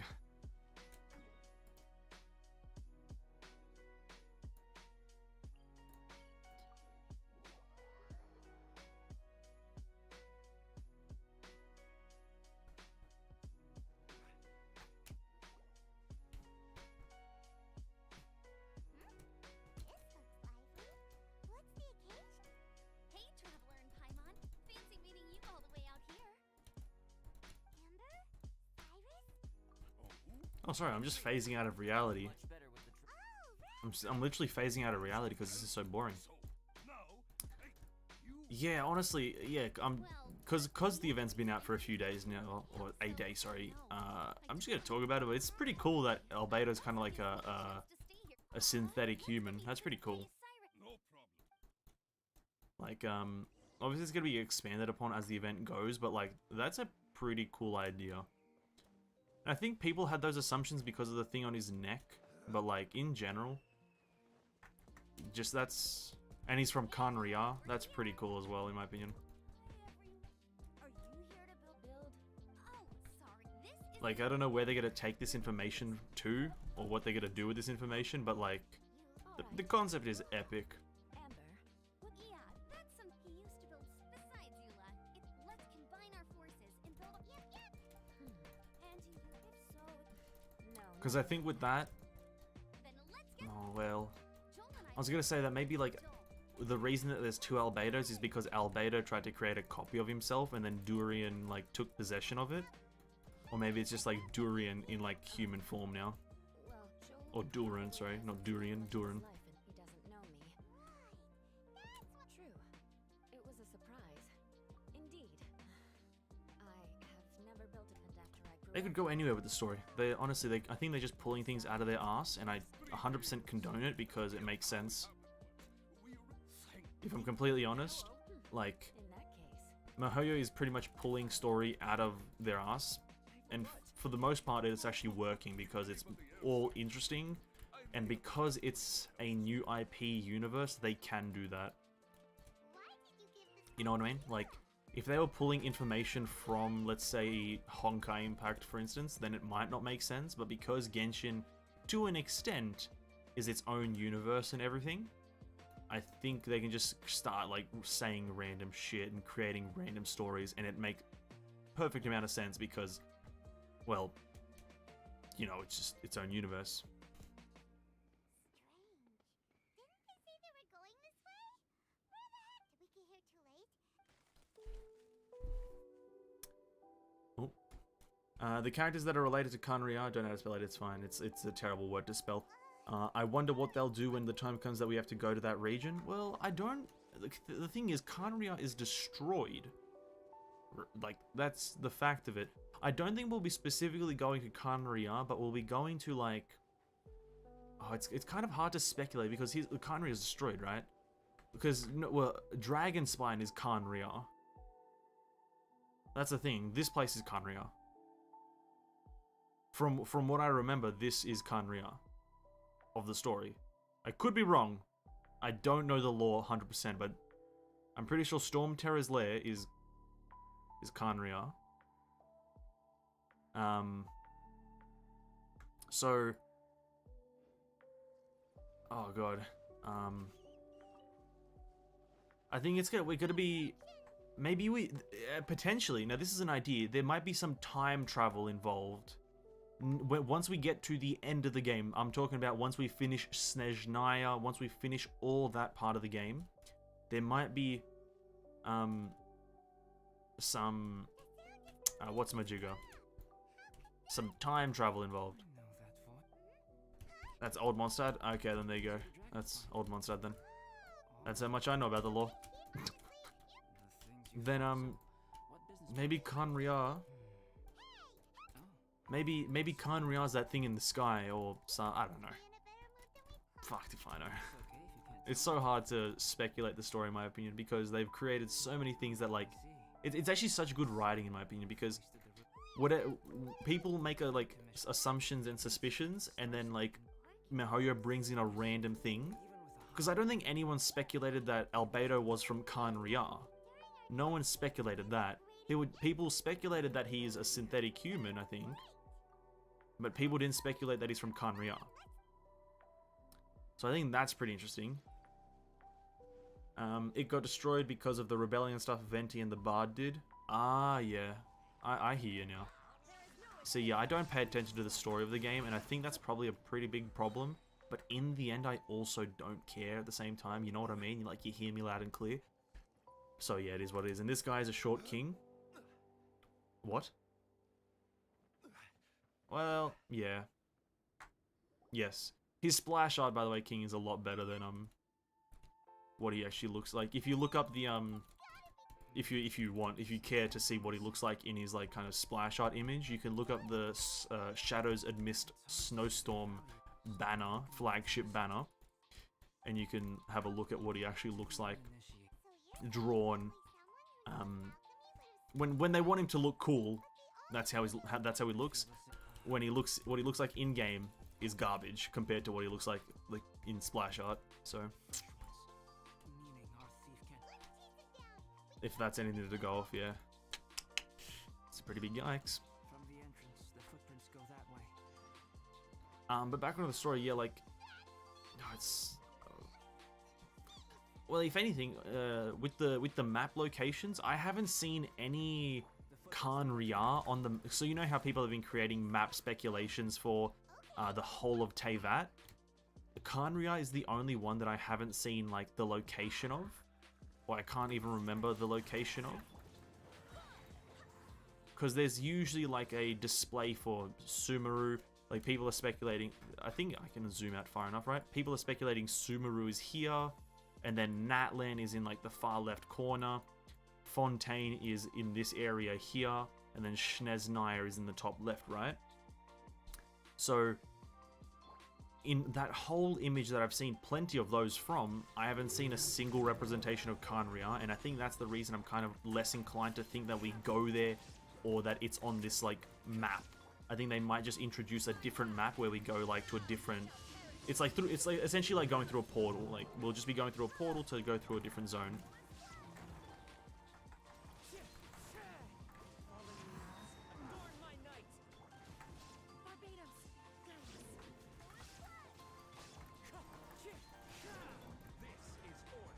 True, I kind of hate the inconsistency with some of the character models. Yeah, that is terrible. The biggest one that people are going to get mad about, actually talking about the character models, the biggest one by a big margin is the fact that Arataki Ito is meant to be a super big buff guy, but his in-game model is going to be pretty much this. Arataki Ito is meant to be a super big buff gang leader. This is pretty much the same. He's going to use the same model as Zhongli, and people are going to riot. People are literally going to riot over this. No cap. This is absolutely zero cap. People are rioting over Arataki being a super skinny guy. This cavern has 2 points of entry. Whoever apprehends the thief first still. Okay. Of course. And honestly, I'd probably join that riot. I like Arataki should be a buff guy. They need to add, like, you know, it's tough, right? It's tough, but I think that each character should have a different model. I don't think that's too much of a thing to ask, right? Because they essentially need to recreate one different model every so often, which is not bad.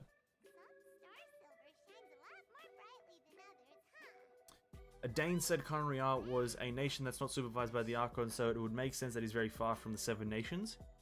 Yes and no. See, yes and no. Because, I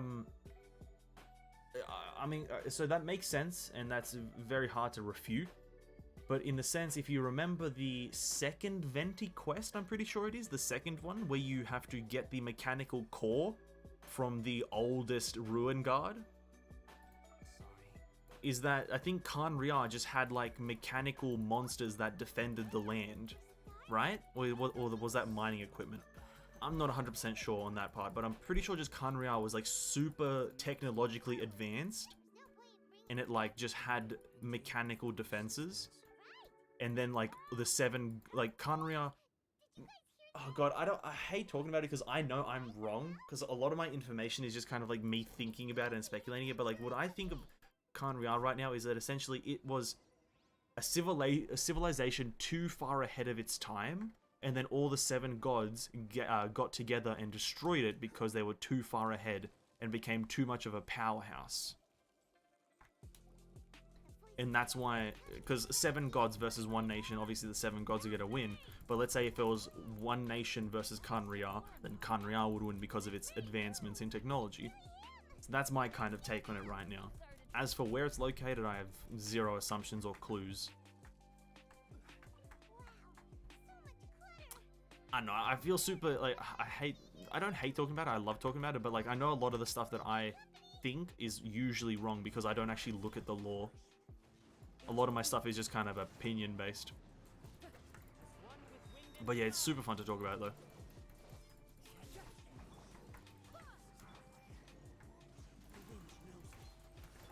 will have order.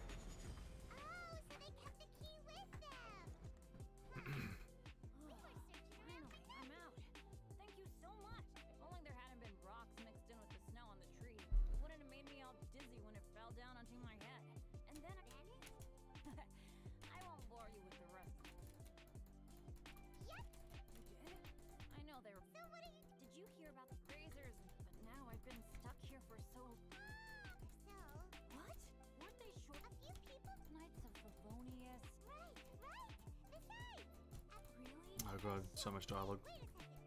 Where'd Albedo go? Albedo? No. Let's go back to.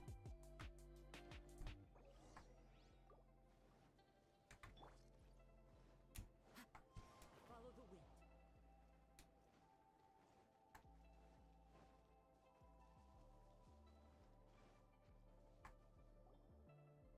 Still no sign of Albedo. This is great! This was where we heard Bennett's cry for help, right? We heard its. Wait, what? What are you talking about? I should be the one to ask you that. I'm not real. No. I think this is the last bit of dialogue, right? There you are. Stay right. What? Me? Okay, hold on. The Ito situation really sucks. Maho does the open world really good. They even made details like making stuff echo on places that should have echoes, like the church on Mondstadt. Yeah, I see. like, yeah, 100%. They apply these small details to the world like that, like certain areas echoing, you know, different sound effects depending on the situation and weather and whatnot. But like creating, currently they have 3 different models in the game. Oh, sorry, well, technically 6, but I'm gonna summarize it down to 3 because it's just you have short people, average sized people, and then tall people, and then each one has their genders, right? Each one has the tall male, tall female, medium male, medium female, all that stuff, right? But so that's, you have 3 different model types, 6 for both genders. But then you have this like ambient sound and like ambient developed sound throughout the whole environment, depending on weather, location, amplitude, all this different stuff. You have amazingly different sounds. You have terrain that transcends time essentially, because the terrain goes into the sky, plummets into the earth. Amazing map, everything like that. But then like all tall women share the same model. Like so, Jean and Raiden Shogun share the same model.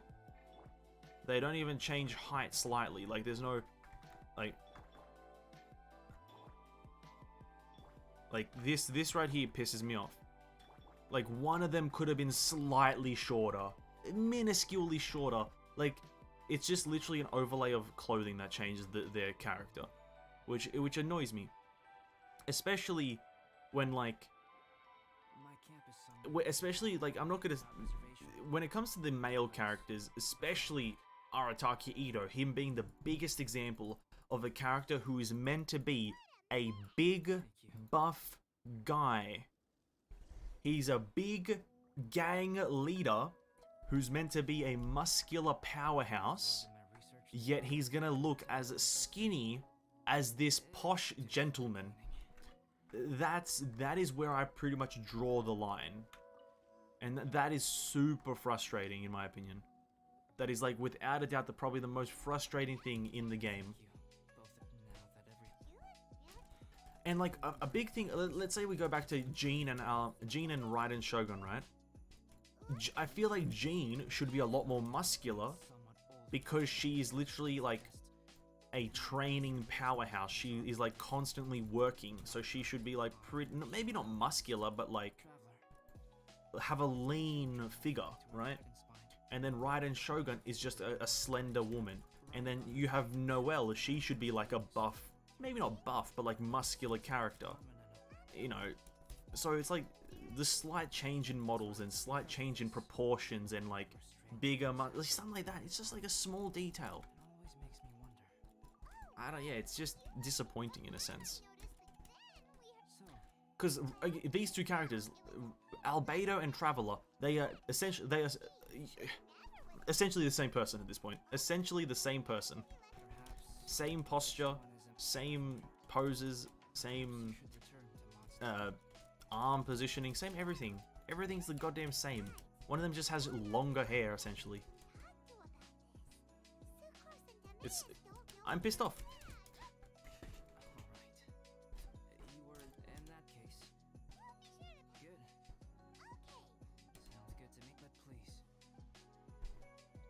I'm pissed off.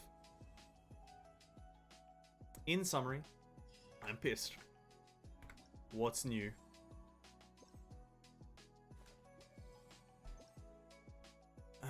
Okay. Go to challenge.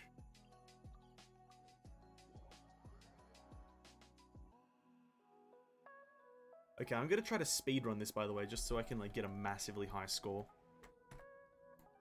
I want to beat my score on my Asian account. I missed 1 coin on that account. You don't have to tell me where to go. I can visually see where I have to go. Yo, what? Why am I jumping like a monster? Oh my god, I already want to restart, but it's fine.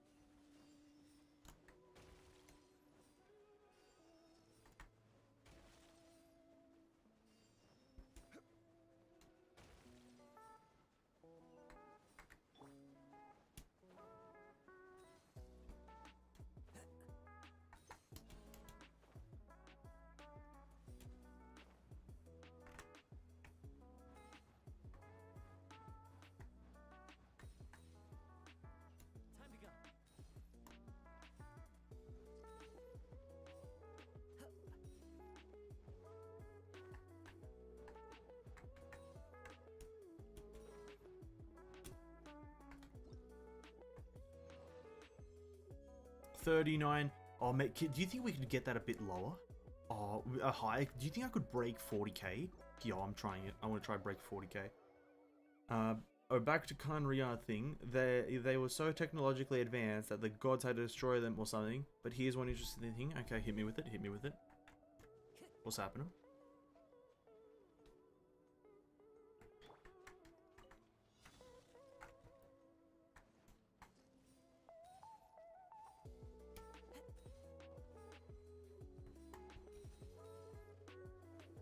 Okay, good. We didn't mess up. We didn't mess up. Sorry, I will be doing this before I read chat. I want to try to get 40k.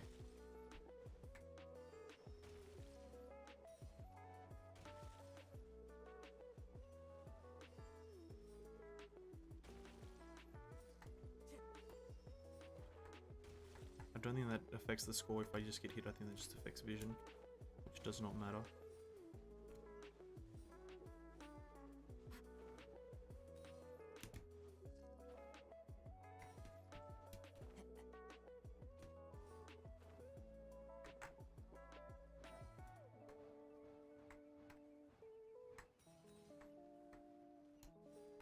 Time to go.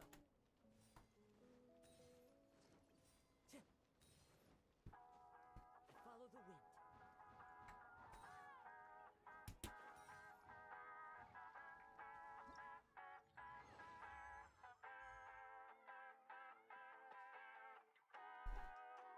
Easy 40k. Easy dubs.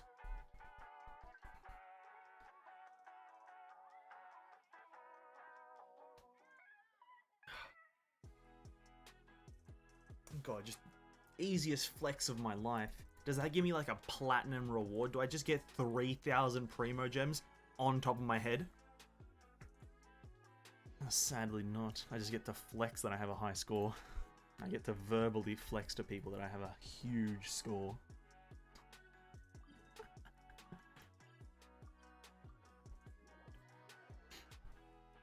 Ah, gotcha. Let's switch to a pirate character.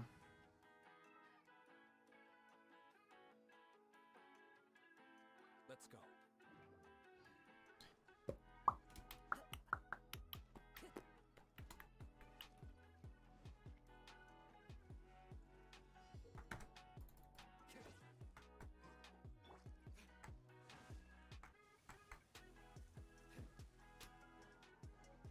You know what, I'm gonna be honest, Diluc was probably not the best option. Let me just switch to a bow character. Well, actually my only pyro bow character, which is... Actually no, Yanfei is a really good one. Ready for trial.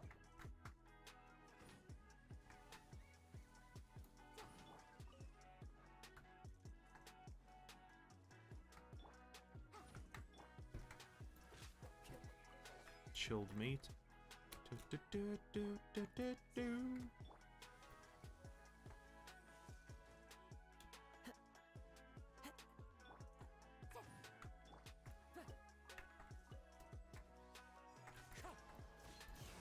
Oh. Shine down.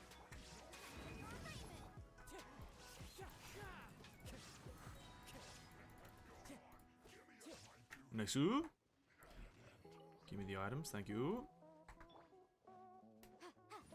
How did I pull that guy? How is he in combat with me? He's across the continent. Okay, and then the other one is over here.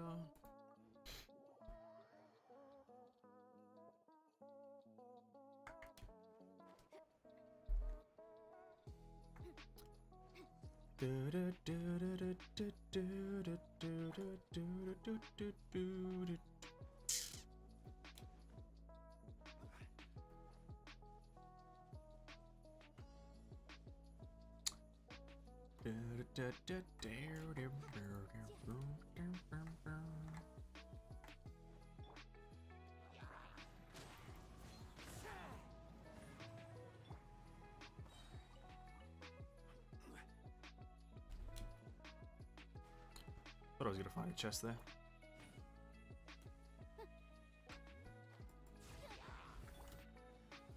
Into the wind.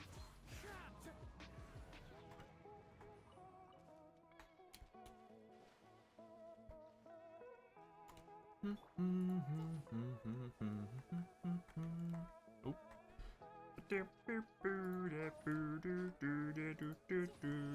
Oh god, don't hit me. You stupid ball. Time to go.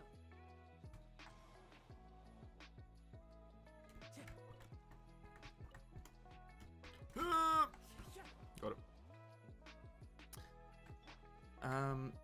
You remember Albedo's creator, Gold? It was said she was linked to the cataclysm that happened with Conria. It is said she's gone mad from wanting to learn the truth of Teyvat, so much she destroyed Conria. That's why Albedo was worried he might destroy Mondstadt, because he thinks the same he might happen to him. Well.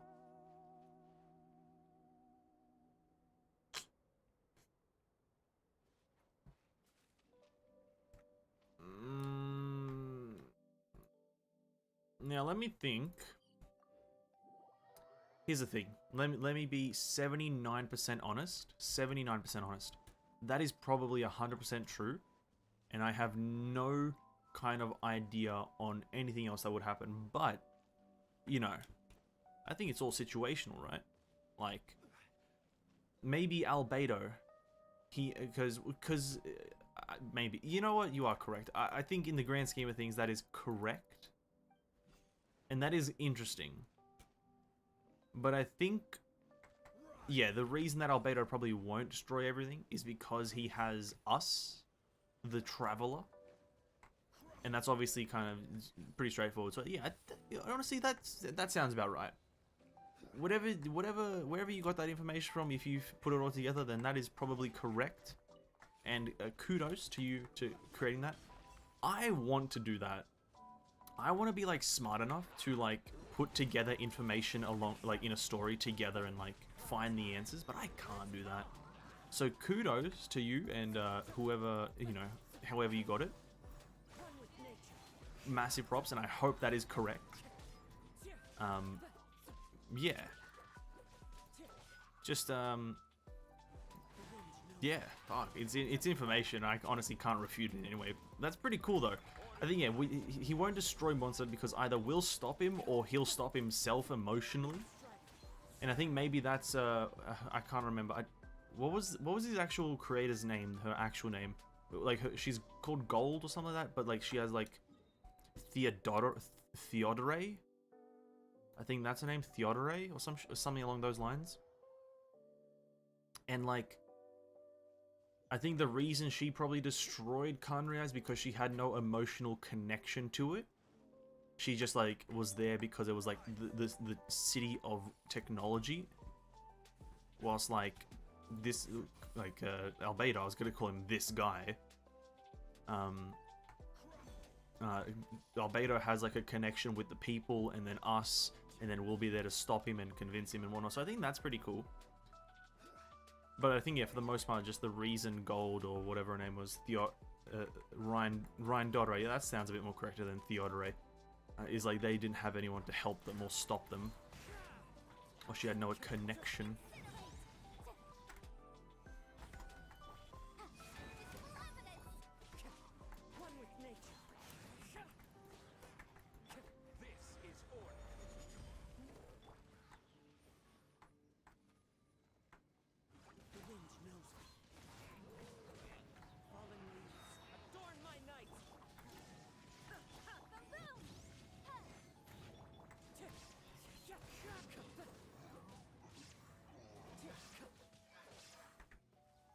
Challenge done. The conflicting thing is that Dane says Conria got destroyed by the gods, but the in-game book says it got destroyed by Gold.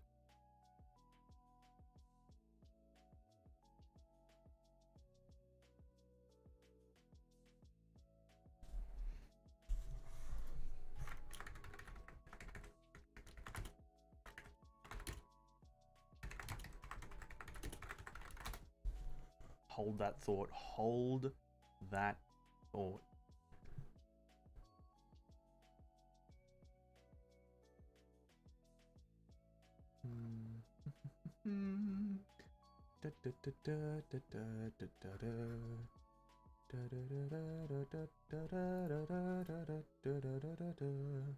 I'm looking for some images. Da, da, da, da, da, da, da. The symbol on Albedo's neck. The symbol on Albedo's neck is the same symbol as the unknown god. If you look up the unknown god's symbol or whatever, she has like that little star thing, like the star that's taller than it is wider. She has those things with her and as a part of her kind of theme. What's his face? Albedo has the same thing on his neck. Coincidence? I think not. Maybe the unknown god was a person playing as a human during an uncivilized era and brought around a revolution. That is too much of a coincidence for the symbol on his neck to be the same as the unknown god's symbol. That is too much of a coincidence. So maybe, and here's the thing, under what Venti said when you finish the Venti Mondstadt storyline, he says that normal people can become gods. Like, you can just become a god if you're just like, your connection with Celestia is strong enough, right? So maybe she was just an alchemist who just fucking made herself super strong through alchemy and she ascended to godhood, but she doesn't, because it's alchemy, that's not an element. She has, her power is alchemy. It's not an element, that's why she's the unknown god. Got it. We cracked the code. Wait, what? Why do I not have any... What?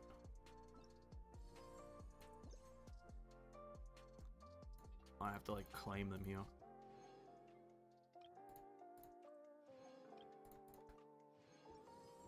And because, yeah, that her whole element thing, whilst you fight her in that opening cinematic to the game, that's not... That there's no element that we can tie that to, and it's also not Dainsleif's element, right? Dainsleif's element was kind of bluish, and it's also not abyss magic. So it's not any of those two things, right? So... in theory, she... Yeah. Yeah, I genuinely think that the unknown god is Gold / Ryan Dodderay.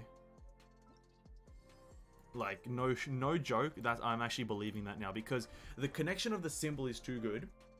The fact that we don't know her element, even though she's in a world where there's only 7 elements currently.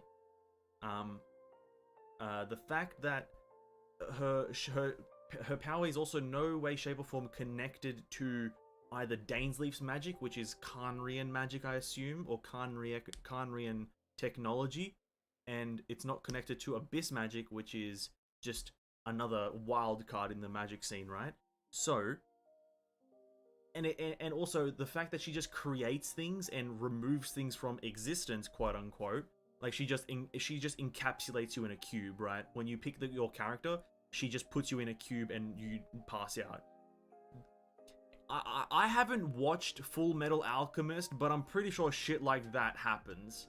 Like, no cap, I'm pretty sure shit like that happens in Full Metal Alchemist. Like, people just put you in a cube or they create some stuff around you.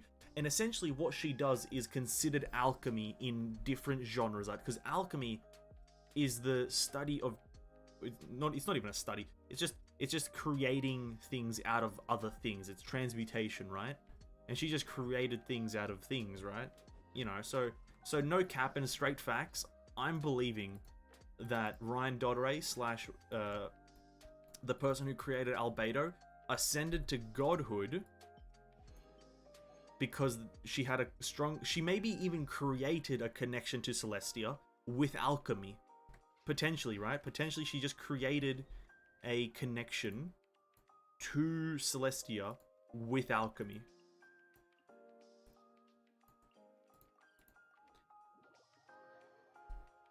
I genuinely think it is something to do with her past. Like not that there's much information to go on. It's just a few symbolisms, right? But like, I think it's still a bit better kind of information than we had before. Solid. Good findings. Good findings.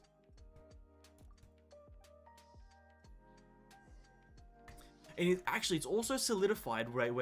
It's also solidified through the whole thing of, alchemy wasn't a thing in Mondstadt before Albedo got there, right? People just didn't know about alchemy, or was it that it wasn't popular? I can't quite remember if it wasn't popular or it wasn't a thing. I can't remember that line.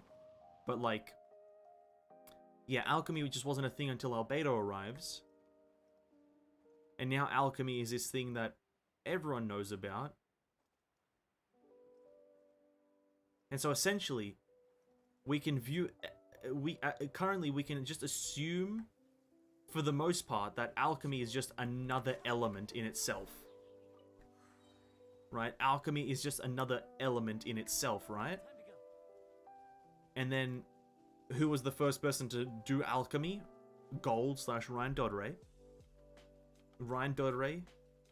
Oh, the connection between that is super strong in my opinion. I feel it. We just need a bit more information. I feel like the next part of the Albedo quest, or this event's quest, is going to give us a lot more. Or maybe even the last part where we have to fight the boss. That's going to give us a lot more information. Alchemy was introduced to Mondstadt by Albedo. Yes, that's what we're looking for. Okay. It's confirmed. I'm confirming it. Ryan Dodere is the unknown god. And that's just her actual, like, person name.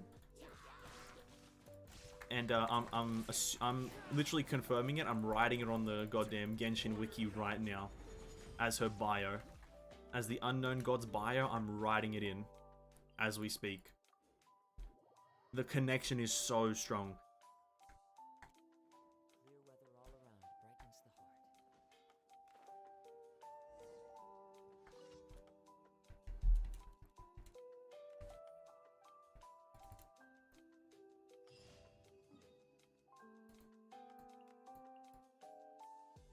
heart. I don't want to overcap on resin, even if it's by 1. So I'm just gonna craft my stuff.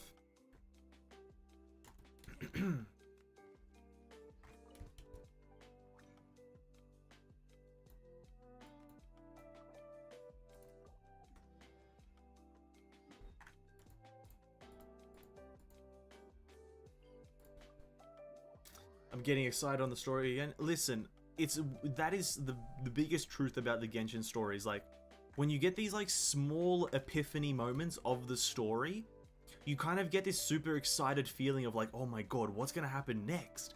And I get those as well. Like this has gotten me very intrigued in the characters, right? Because essentially what's gonna happen in the Albedo storyline, I don't know the details obviously, but like what's gonna happen is that last part of the event, this tab right here is the combat event, right? This is where you click here and you go fight Albedo.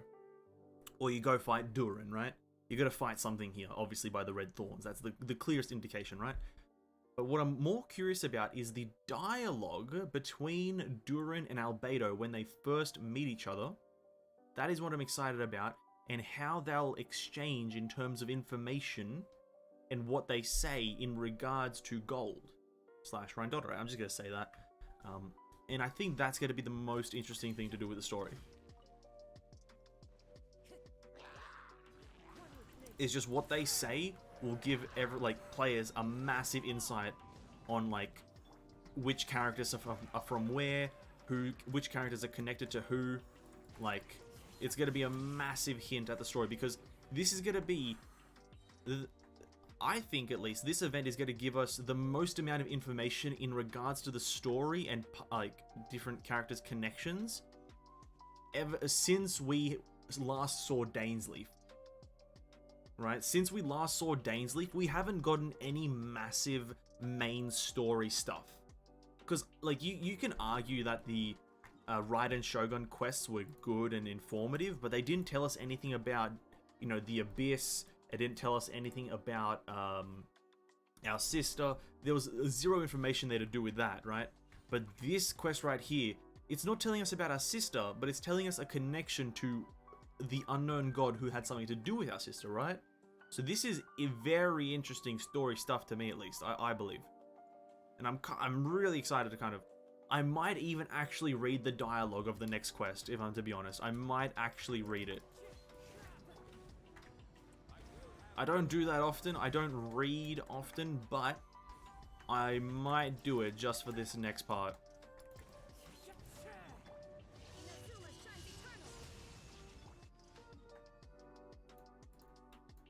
Just because it's like super interesting.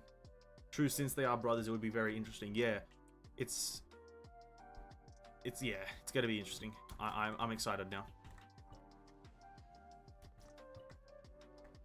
See, this is a very rare thing for Genshin though, is getting excited for the story, because it really only happens when either the Abyss is involved or Dainsleif is involved, right? Or the Unknown God, obviously, but this is like, to really connect this to the Unknown God, you have to stretch a few lines. But for the most part, the story is only interesting when the Unknown God, Dainsleif, or the Abyss Order is, like, concerned. Illusion shattered. Fallen leaves adorn my night. Time to go. Which for the most part is okay, but like, we haven't seen Dainsleif in a very long time. Like, the last time we saw Dainsleif was literally 1.6, right? It was literally 1.6. That was the final quest with him. Which I guess makes sense because he did run through the portal to chase our sister. Or the MC's sister. And it makes sense that we might not see him. Maybe he's like in a perpetual battle with some like Abyss Order people, but like, I don't know, I feel like we should have been able to see him by now. Like, who cares about Kokomi Sangonomiya? I want to see Dainsleif. Like, come on, dude. Come on.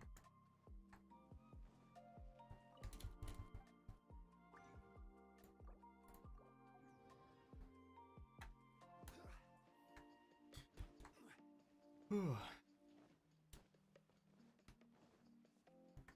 Astra.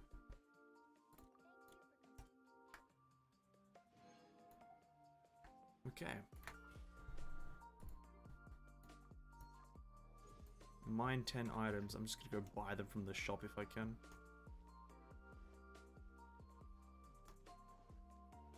Unless it hasn't refreshed yet. Might not have refreshed. Nope, okay.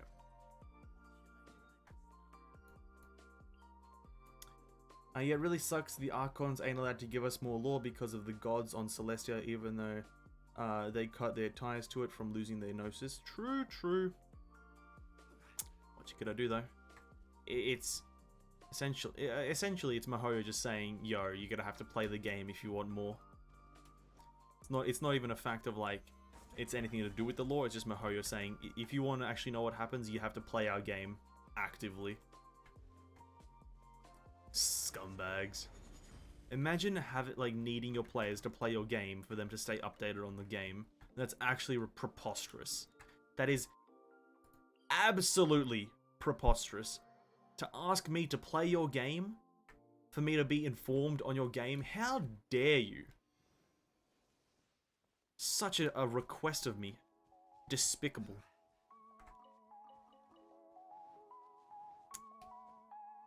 Oh god.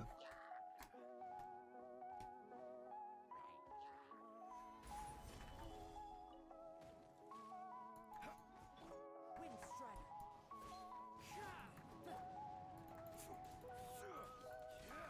Shine down.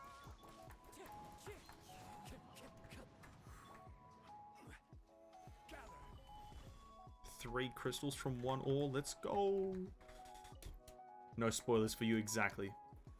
Oh god, please climb, Zhongli. Zhongli, climb.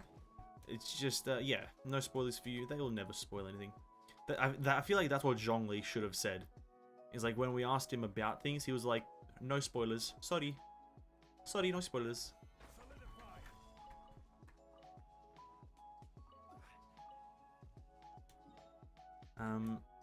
Okay, are we ready to spend some more resin on some artifacts? Are we ready?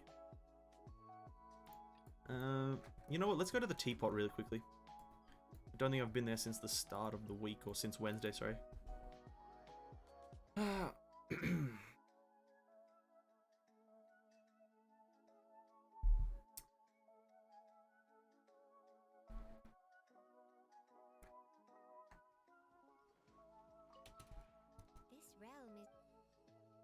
Okay, create furnishings.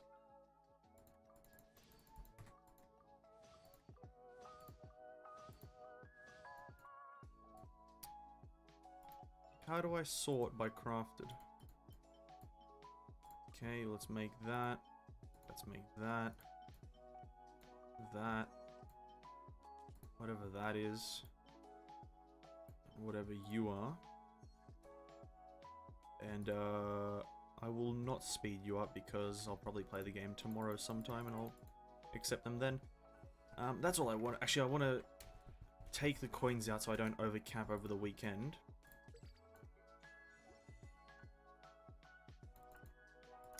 And now we go farm some more artifacts. Oh my god, now is the time. Are we prepared? Okay, we claim that. Need to get Spiral Abyss stars when that resets next week. Oh my god, it's all coming together. Okay, let's go to Tenacity. I wonder how Klee's mother would do. I wonder if she'll lore bomb us or something when we finally meet her. See, keyword there is when. End of statement. Keyword is when.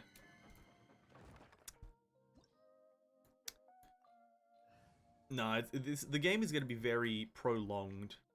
That is my take on Genshin Impact right now, is that the game is extremely prolonged. Because we are getting a single-player game. Imagine, essentially, you know, this is how I've started viewing Genshin Impact, right? This is how I've started viewing it. Is that it's a single... Imagine playing Skyrim or The Witcher, but it's essentially, you get 3 quests, or not even 3 actually, you get 1 quest per month and a half in Skyrim or The Witcher.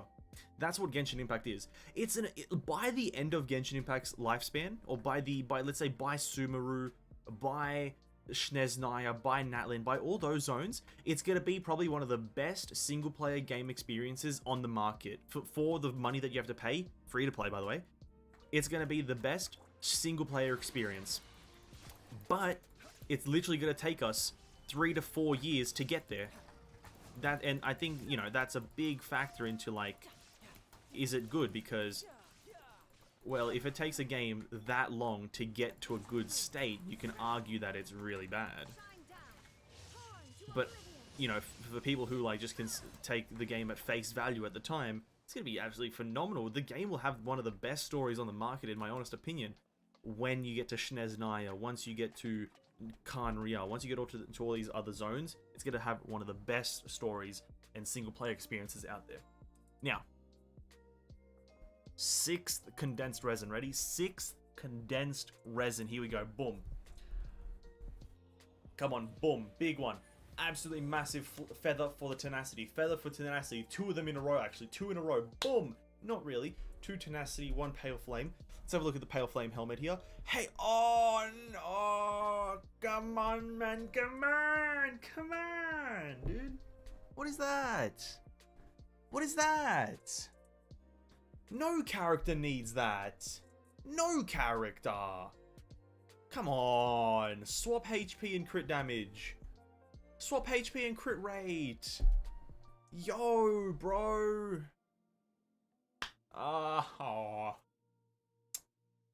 That's not fair. That is not fair. This game is not fair. Come on.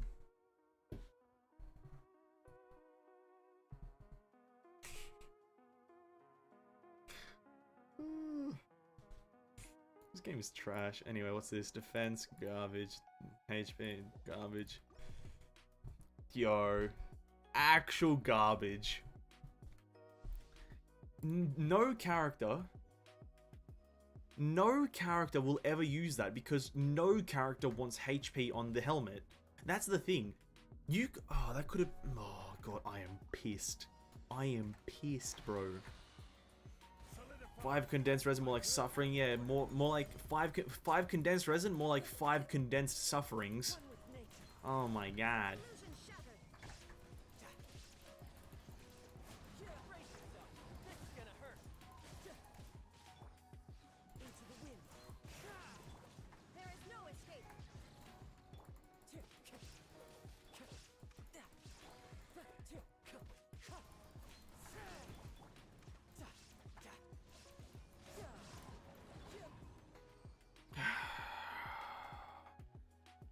It's like getting a garbage artifact is so depressing. Alright, 7th condensed resin. 7th condensed resin. Here we go. 7th of the night. Let's go. Come on. Big one. Big juicer.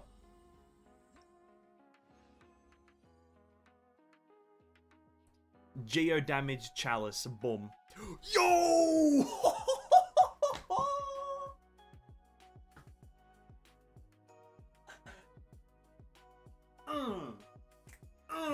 It's that easy. It's that easy.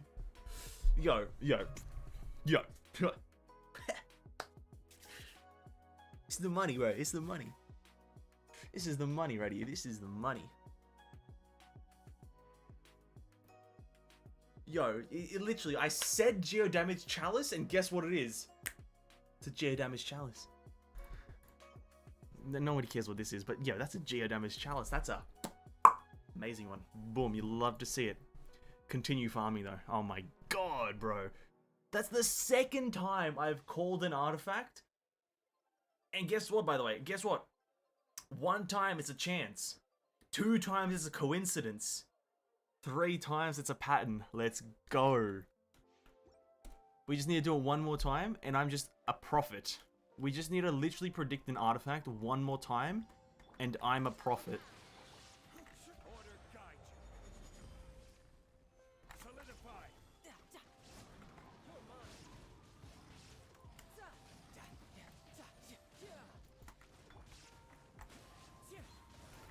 Oh my god, if that's gonna, I think that's gonna be a boost in DPS regardless of what happens to it, because it has, I think, attack percent HP on it. Oh my god, this is absolutely astonishingly amazing. Oh my god, I love it. All right, 8th condensed resin of the night. 8th condensed resin. Come on, feather. Give me a tenacity feather. Come on, come on, do it for me. That's what we like to see. So I'm gonna predict this one has attack as the main stat. Attack is got him. This one, flower, garbage. Look at that. Attack, energy, HP, garbage. Okay, feather. All we need is attack main stat, obviously, right? And then we need double HP crit rate. This is all we need. I'm not asking for much. I'm actually asking for negative much. But we need double HP crit rate. It's literally just... when I ask for a garbage artifact, could you please give me a garbage artifact? Fuck. I just want... Come on, dude. Come on, dude. Do me a solid, man. Just need a... Just... Bro, if I... Okay. Oh, God. I've asked for, like, crit rate, crit damage, and, like... So, when I was farming Raiden Shogun artifacts, I asked for crit rate, crit damage, energy recharge, attack percent. That's what I was asking for. And guess what I got? Double HP, double defense. But now I'm asking for double HP, crit rate. It's giving me attack percent, energy recharge, crit damage. It's like, yo, chill. Chill, dude. Like, come on. What is this? Like, terrible RNG-ness? Come on. There is no escape.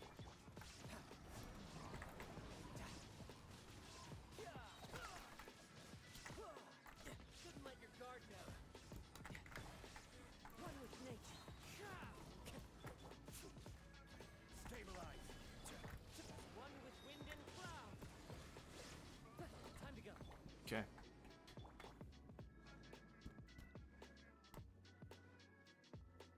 Okay. Here we go. Tenacity.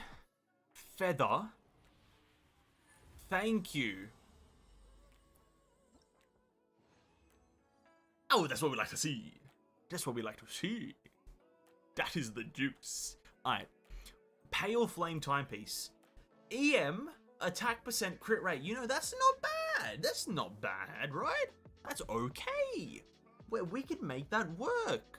EM is an okay stat. It's fine. On the timepiece, sure. Why not? Filler piece, really? But this is where the juice comes in. We need... Now, I may have said this before. You guys might have heard me say this before. But this piece, this feather here, Ceremonial War Plume, needs to be... Hear me out here. Double HP. So HP and then HP percent, right? That's cool, right? That's cool. Then we need crit rate. Now, MiHoYo, that's not asking much, right? That is literally asking for the opposite of much. Now, I'm going to click on the feather right now, and I'm going to see HP, HP percent, and then crit rate. Okay, okay. Oh, I can make this work. I can make this work. Listen, we can make it work. It's workable. You know? It can work. It can roll into crit rate. We can roll it into crit rate.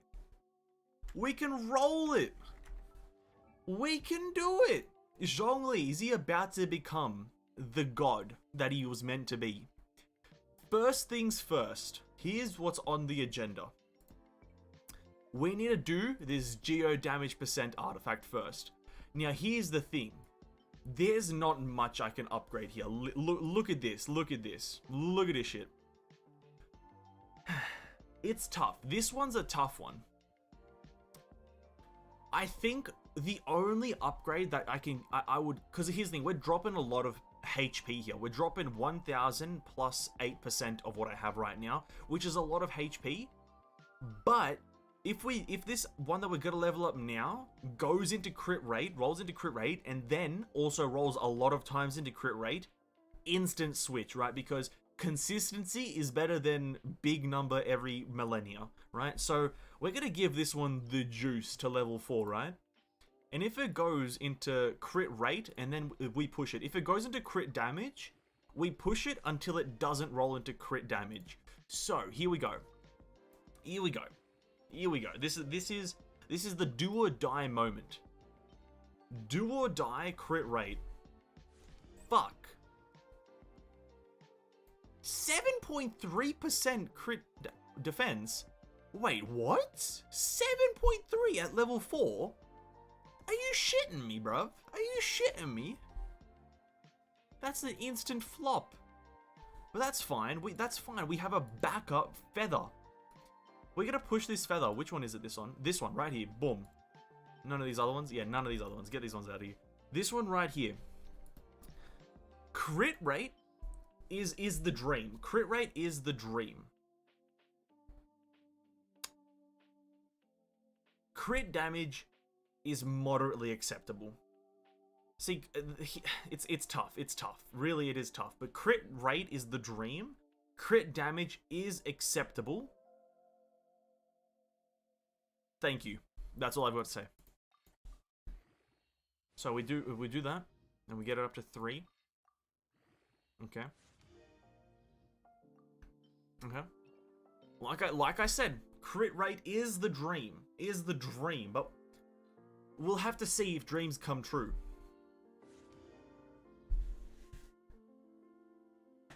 I guess it was never meant to be. I guess it was never meant to be. I guess we were never meant to be happy. I guess that's the T. Yep. GG, MiHoYo. You've shit on me again. You've shat on me again. Come on, MiHoYo. I thought you were better than this. I thought we were friends.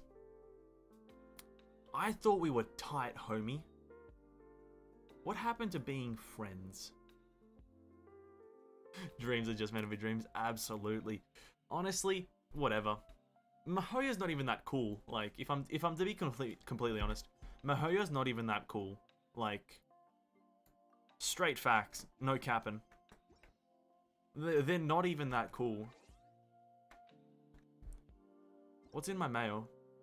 Oh, sucrose. Cheers, homie. Spectral nucleus. Where was that when I wanted to level up goddamn Aloy, huh? It's alright. I'd be joining the Abyss at this point. Honestly, it's crossed my mind.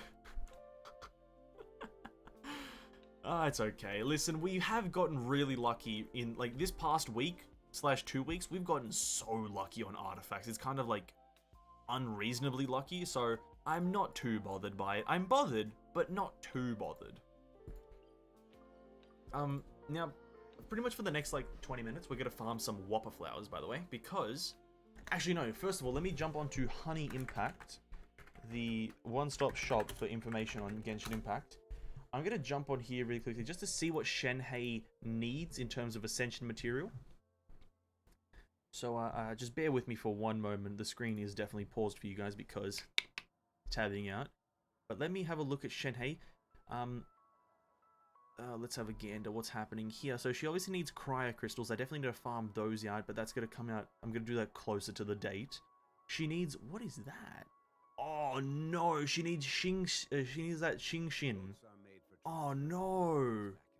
She needs Xing Qin. I can't even pronounce it. I'm that bad at the language. Okay, that's fine. And she needs Whopper flowers. Okay, that's also fine. Okay, I guess we're doing a lot of farming of stuff that I've never farmed before.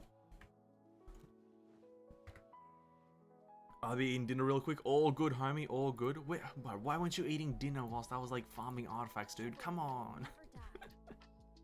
Come on, man. Which character do I want to use? Do I want to spice up my gameplay a bit?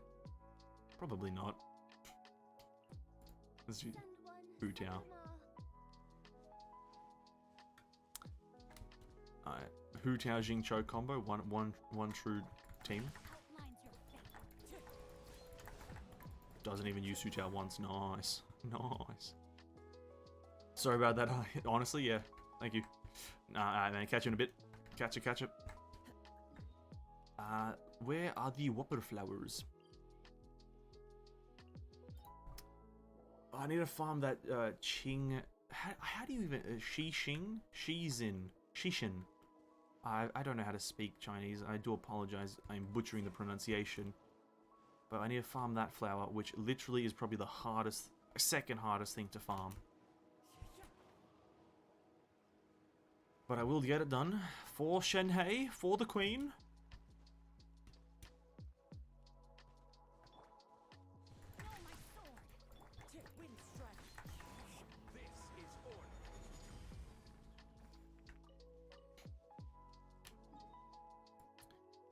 Whopper flower, Whopper flower, Whopper, Whopper, Whopper, Whopper,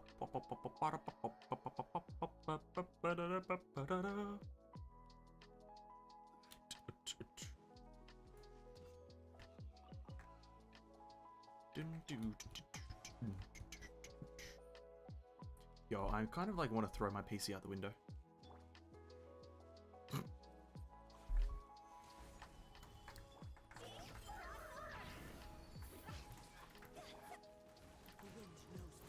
No capping right now. I'm not even capping.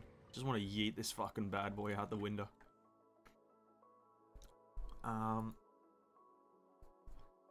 do Whopper flowers spawn? I do not remember. I do not remember where the Whopper flower spawns.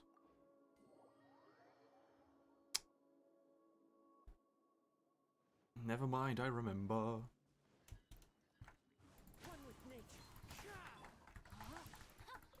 Oh my god, what a hit from Jing Cho. Just rinses the enemy with an elemental skill. My god. My god. Wait a minute. Oh, it is okay. It is level 12. I totally thought that it wasn't level 12. For like a split second, I thought I left it at level 10. Oh, sorry, 9. I'm thinking about crowning that as well. Oh, that would be such a cool thing.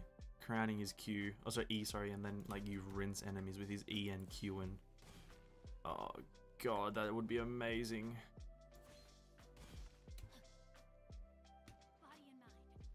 After I farm out Tenacity, I think the one that I'm going to farm out is Hydro. Because I have 2 characters that need a Hydro set, so I just need a lot of it. Both Tartaglia and Jing Cho need 2 set. Yeah, I think I think 15% hydro damage bonuses is better than 18% attack, theoretically and practically. So I want to farm that out. What else do I want to do? So I have a bunch of things that I need to farm out. So the only artifact domain that I don't farm and will never farm is essentially the Electro domain. Bloodstained Chivalry. Actually, I'm not even farming that one on any account, so that doesn't matter. Bloodstained Chivalry. Archaic Petra / Retracing Bolide. But I will potentially... I wish I got Noelle on this account, C6, but I probably will build Noelle C6 on the other account one day, because she actually is at C6. So maybe I'll farm that one on the other account. Oh, so many things to do, but I've got 2 accounts and I can't think, bro. It's so tough. It's tough, spelt T-U-F-F. It's that type of tough.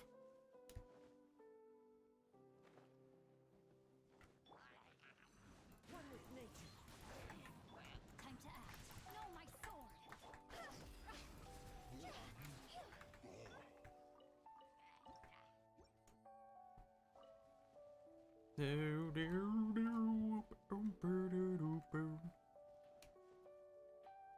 Oh wow, it almost died there. Almost died. Stabilize. Hit it with that, then hit it with a big meatball, hit it with the snare and the bass, and then we hit it with the boom and the bang and the bing and the bong. Nice. Rare some more flowers. Probably don't need to farm that many today, but want to get as many as I possibly can. I think there's 2 pyro ones somewhere over here, like near a tree. I'm gonna have to open up the interactive map in a second though, just to get the that flower, because I have 0 clue where it actually spawns.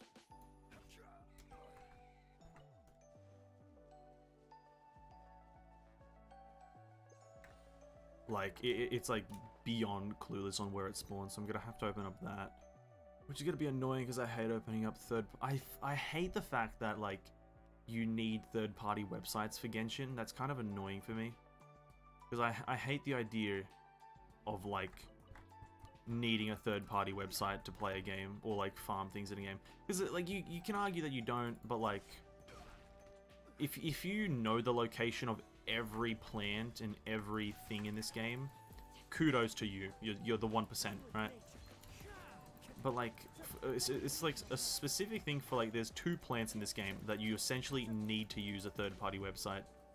When you're farming, I think it's horsetail, or is it the one that grows on walls? The plant that grows on walls, you need to essentially, you have to, we also need to do our ley lines.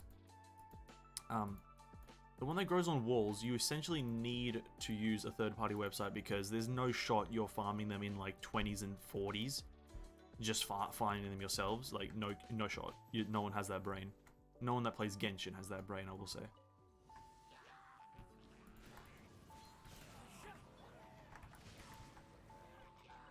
So it's like, yeah, super annoying, but whatever.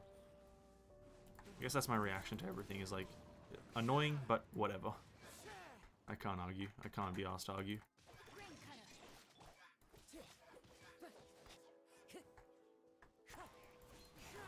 Big slam.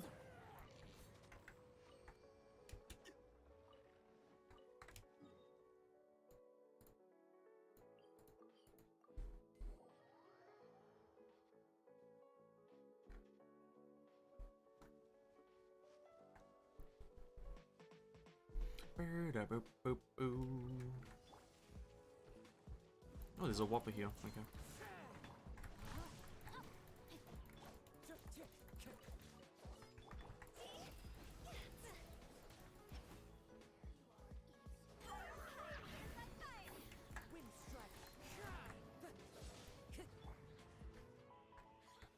This is order. Thank you for dying. I appreciate it.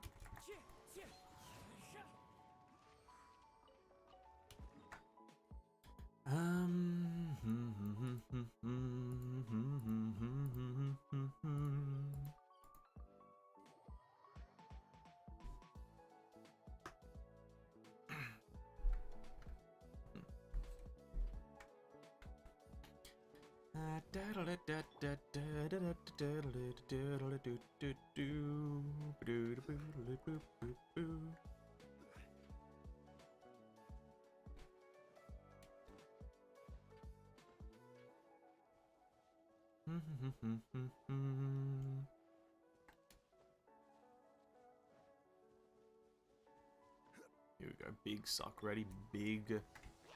Nice. 1, 2. Then it's that. Nice. We wait, then we suck. Slam. Dodge.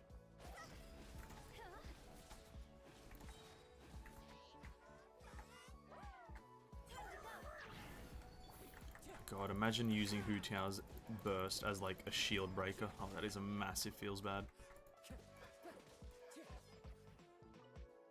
Like probably using one of the strongest ults in the game as a shield breaker. Oh, feels bad, homie. Feels bad. But there's no counter to Hydro, so come on, Mihoyo, get with the program. I can't believe they actually did that. They didn't give a hard counter to the Hydro element in terms of shields at the start of their game, and they have Hydro shields as a thing in their game. It's quite crazy. Like,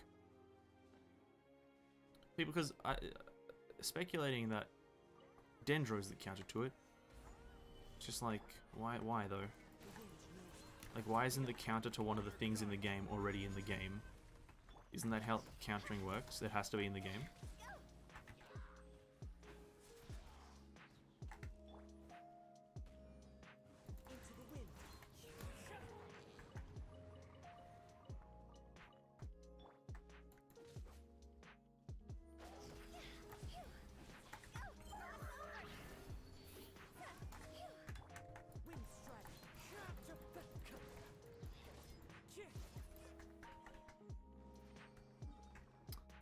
And then we've also got the ones over here.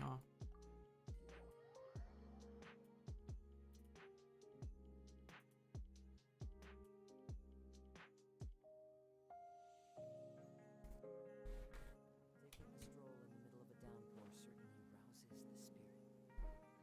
But it's best to dry your clothes as soon as possible. Oh my god. I'm now thinking about my damage on my alt account, my Asian account with C2 Eula. And that damage is like actually so much stronger than my damage on this account. That like... And also that account has so many more 5-star weapons that it's like plausible to just say that that is my main account and this one's my alt. Because the difference is crazy. That account has like 6 or 7 5-star weapons now, whilst this one has 3. Oh my god, I hate that. I put so much more time into this account.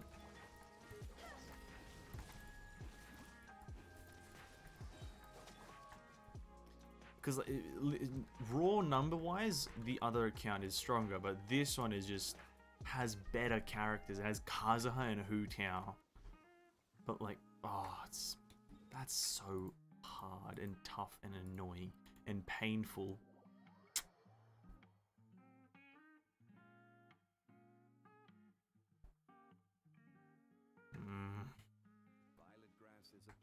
What a pain. What a pain I've put upon myself.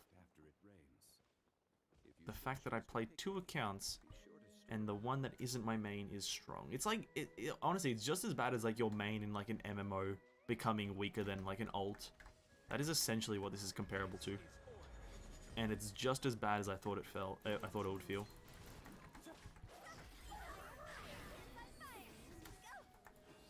Like, the fact that my Hu Tao just doesn't even do, like, over 100k there is, like, no bueno, bro. No bueno.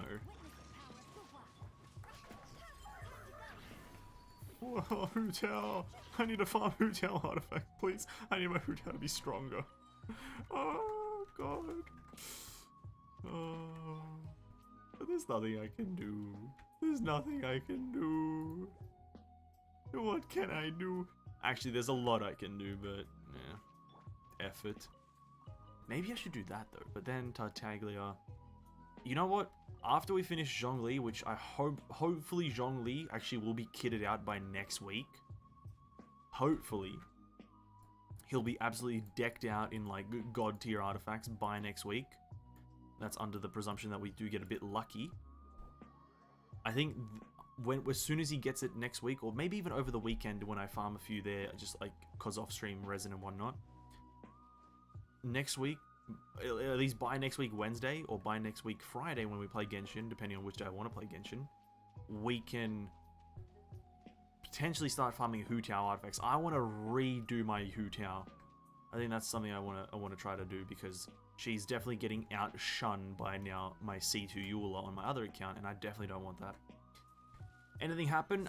Nothing happened. I've just been talking about like my despair that now my alt account is a lot stronger than my main account. I've just been kind of regretting the fact that that is now the thing. Because my alt account, my Asian account that is, has like 6 or 7 5-star weapons and like Eula. Whilst this account, whilst it has Hu Tao, my Hu Tao is not hitting hard. She's not doing massive numbers. I've got a Kazuha, but he's struggling to crit because he's... The only upgrade I can give him is now the Jade Cutter. And so I want to redo some of my hard-hitting characters on this account. So after we do our Zhongli, hopefully, because over the weekend I'm going to spend a bit of resin myself, not on stream, just by myself, getting a few artifacts for him. Hopefully get a good Tenacity Feather, and pretty much after the Feather becomes good, my Zhongli's built. Like, as soon as I get a HP, crit rate, crit damage one, or something like that, my Zhongli's built. After that, I want to start building my Hu Tao. I want to redo my Hu Tao's artifacts, and essentially, there's not much to redo. It's already 4-set Crimson Witch, but it's just her crit rate is super low, that it's like, she's not critting often enough. Because, like, these are her artifacts currently, so 21% crit damage here, not bad. 14, 6.6. 14, 6.6. Then this one, only 7.8% crit damage. And then this one, it's crit damage with 3.3% crit rate, right? So there's a few things we can heavily tweak here. As well, this is attack percent instead of HP percent, and this is meant to be HP percent. And then at the same time, whilst we're farming her artifacts, I did say a long time ago that I want to crown her. She's on this account, she's the character that I want to triple crown. So on my other account, my Asian one, I want to triple crown my Eula. On this account, I want to triple crown my Hu Tao. And so I think once I triple crown her E and then get a HP percent artifact as her timepiece, that's when she'll become an extremely strong character. So yeah. Should have farmed for Hu Tao artifacts. Yeah, that's definitely after I finish Zhongli, and after Zhongli becomes an absolute unit, we will definitely do that. But till then, or after Zhongli does that, then it's going to be Hu Tao, and then hopefully this all happens before 2.4 drops. So then for 2.4, I can start like just busting out stuff for Shenhei. Just give me one moment here. I need to look up that Qi Xin flower so I can see where to farm it. Because I have no idea where to farm these, and I need to farm them for Shenhei. Oh, I hate this flower. Okay, that should be good. Okay, where does it say to go? Oh god, I hate this flower so much. Yeah, hopefully I can make my Zhongli really good over the weekend. I'm just gonna be spending resin by myself, and then after I make him good, starting from, well, I by myself will start farming Hu Tao artifacts, because I don't think I'll do 3 Genshin streams next week, because over this weekend I'll be streaming Final Fantasy 14, but I'll be also playing Genshin Impact on the side in my off time. And I think I'll do Genshin Mondays. We spend resin on weekly bosses and we will do all that good stuff. And then on Friday next week, obviously I'll condense all my resin and have 5 for that day, and then a bunch of other resin, and we'll go hard on artifacts there if we still need them. And then as well as also try to farm her talent materials, get her talent up to level 10, triple crown her, be an absolute amazing guy. do all that good stuff, and just plan out all our stuff. Because, yeah, I don't want to streaming Genshin 3 times a week is definitely more painful. So I want to fill that with Final Fantasy XIV, because I have said that multiple times that I will play it, and I just haven't started. So I think now is a pretty good time to start. So, you know, it's about 2 weeks before the new expansion drops, so I can just start playing it, kind of get into the rhythm. Maybe when the actual expansion drops, I stop playing for a bit, because it's going to be super congested on the game. There's going to be a lot of players, and it's going to be a lot of congestion, so I'll see if the servers are stable and whatnot, and depending on if that, I'll play it. I probably will actually play it now that I think about it, but still, considering. And then do all that until Lost Ark comes out. Kind of time, things will resume as normal until Lost Ark comes out, and then once Lost Ark comes out, I somehow replace Final Fantasy XIV with Lost Ark, and then I go about my time in life like that. Is there one here somewhere? Or is it on top? It's a lot of planning that I've just done in the past like 13 seconds, but I think it's good. I think we'll enjoy Final Fantasy XIV as like a stream. I think you guys will enjoy watching it, or I don't know if I'll enjoy it because there's apparently a lot of dialogue, but I think it's because it's good dialogue that it's fine. I've heard that it's just very good storytelling and good dialogue. Right, so that's why I think it'll be good to kind of play. And I think most of it, like, if I find something too boring, I think in Final Fantasy you can just skip dialogue, right? You can just instantly skip it. So I think that's what I'll be good if I do get too bored of it, I can just yeet out of there. Instead of like in Genshin, you can't listen to specific things. You have to listen to it all. So yeah, better take note of all that. You know what? Yes and no. Like, I don't know. Like, I don't really. Here's the thing. I consider myself a Genshin creator, content creator in a sense, but I also like just playing every game and kind of letting people see every game out there, I guess, in a sense. I don't like restricting myself to one game, but because I really love Genshin, I think Genshin fundamentally is a great game. It just has certain aspects that suck. I think I'd consider myself a Genshin content creator, but I love playing every kind of game. There's not a genre of game that I don't play.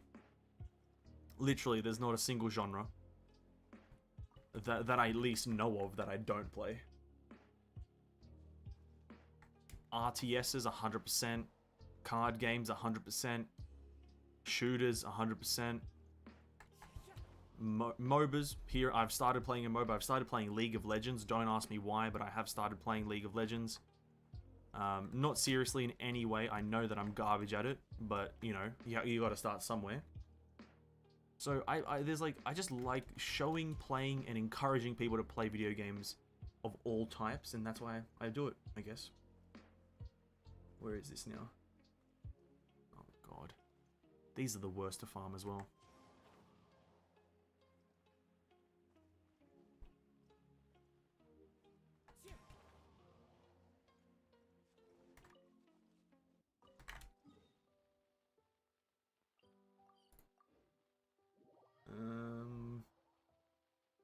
They don't come in like massive bulks. Like 3 to 4 is the most you'll ever get in one bulk, and they're not that frequent. Okay, here's the question. How many do I already have? This is the money-making question right here. How many do I already have? 225. Okay, why the fuck am I farming them? What the fuck?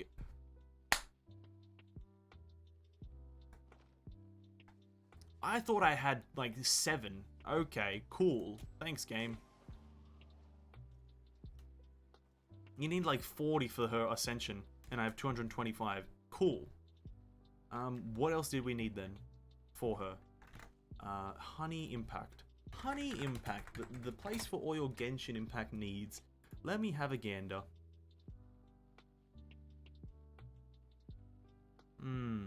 Unreleased characters. Shenhei. There were.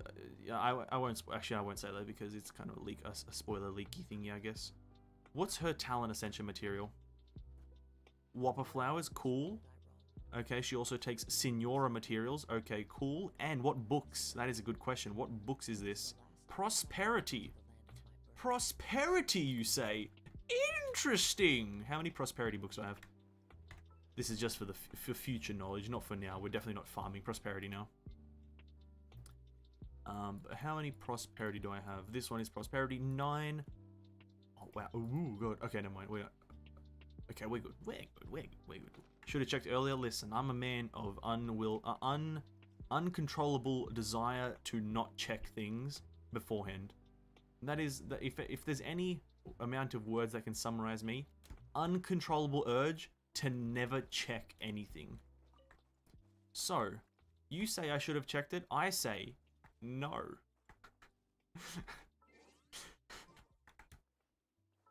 No, I probably should have, yeah. We didn't buy stuff from the event shop, so let me do this.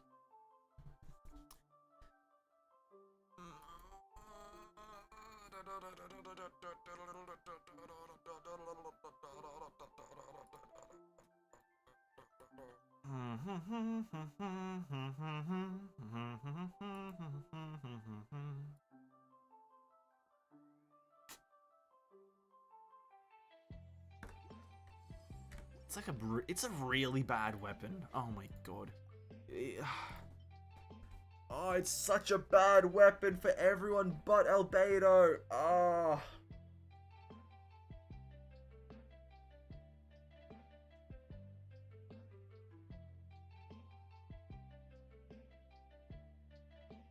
Oh, it's so bad. Oh, actually, is it though?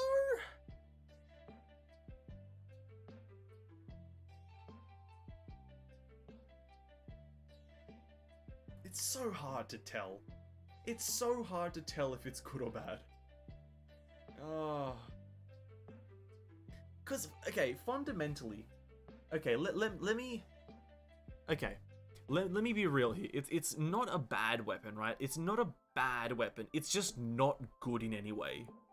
It doesn't have any redeeming qualities, but it's nowhere near bad, right? You know what I mean? Because you can put this on any character and they'll do damage. Because just because of its ability of elemental skill damage is increased by 40% of defense, and then it's also a defense weapon. That's the good part. The bad part is it's defense, so it's not damage boosting in any way apart from the 40% of defense. That is the only problem I have with the actual weapon itself. What does it take?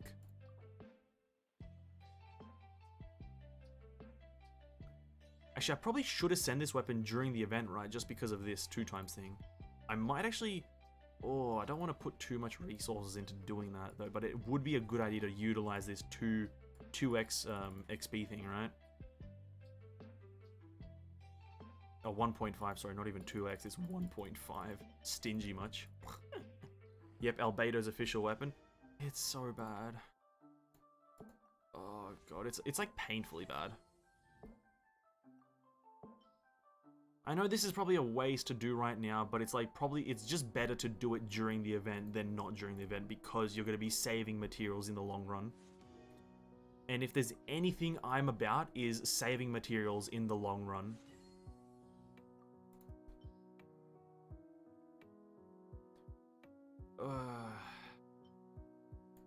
Maybe should I get it to 90? Maybe 90. I don't know. I know I've ran out of materials. I'm just gonna go buy that blue stuff from the event. Cheese the system. Go to the event, buy the weapon ascension material. Yeah, boy. Does this put me... It does put me below 400. I can't buy a refinement! Oh! Anger.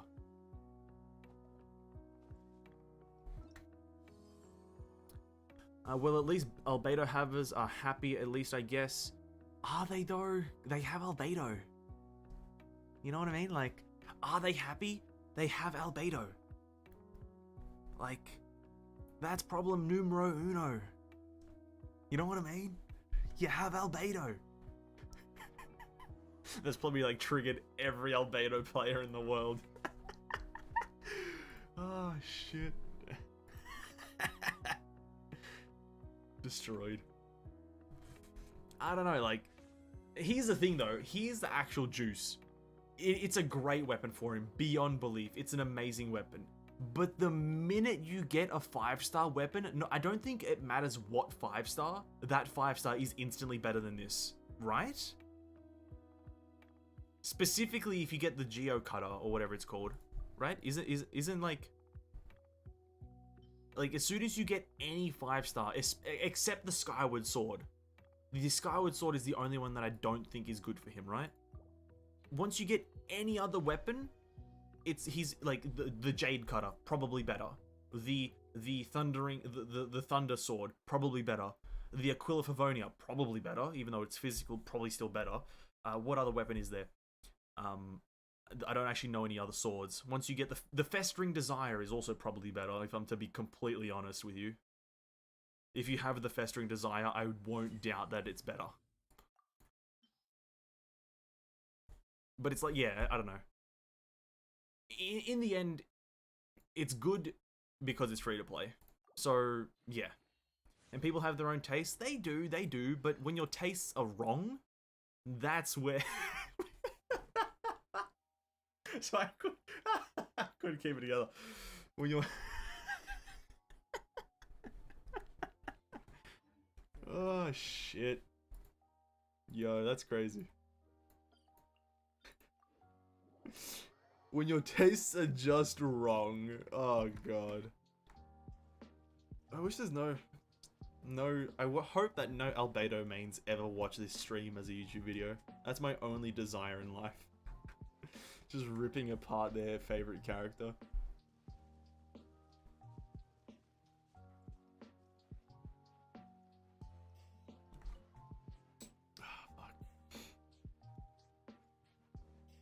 Good thing no Albedo mains are in chat right now. Listen, okay, people say this. Like, hear me out here, hear me out. This is me being...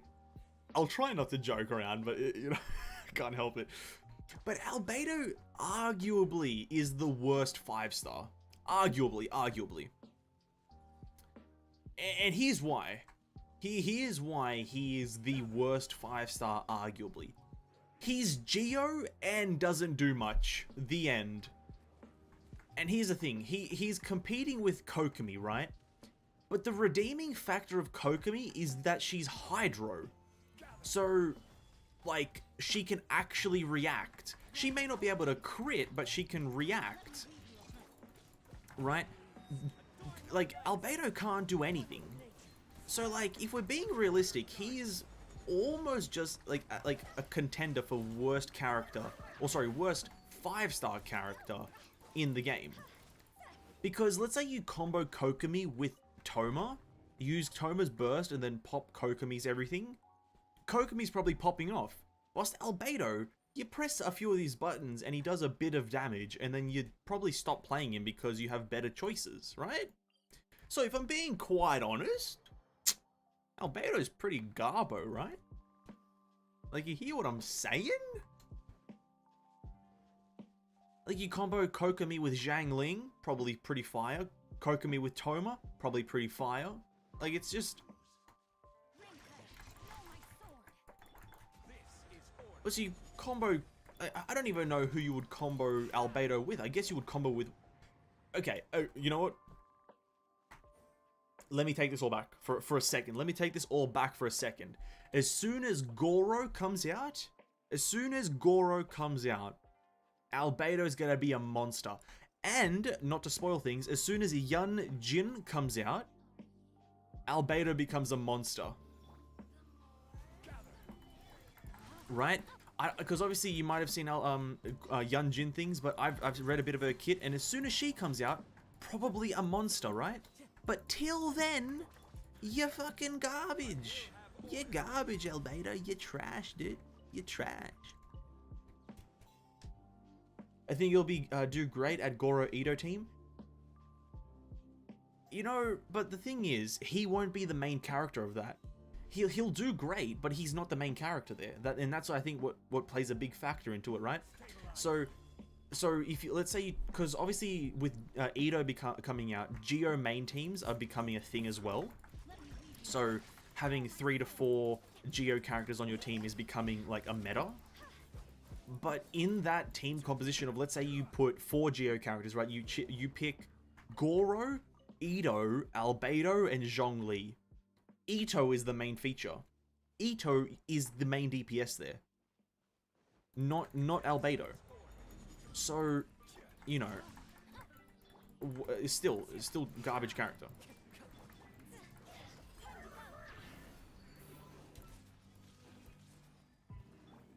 Oh man, garbage isn't the wrong word. Sorry, garbage is the wrong word.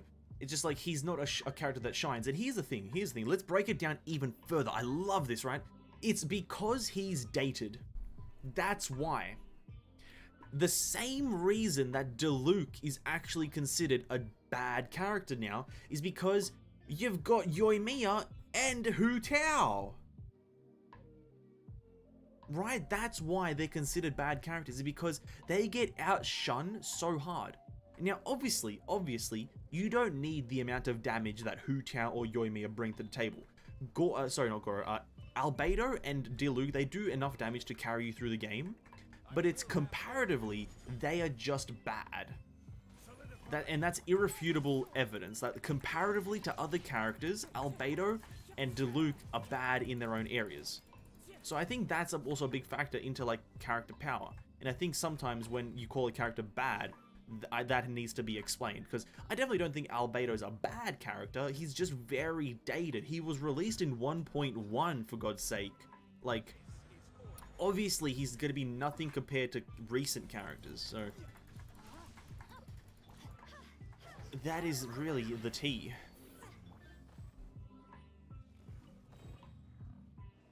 He's a speck of dirt compared to like all the other characters that have come out, right? Especially the Geo characters. Like Zhongli as a support character is better than Albedo as a main DPS, and that's just a fact, really.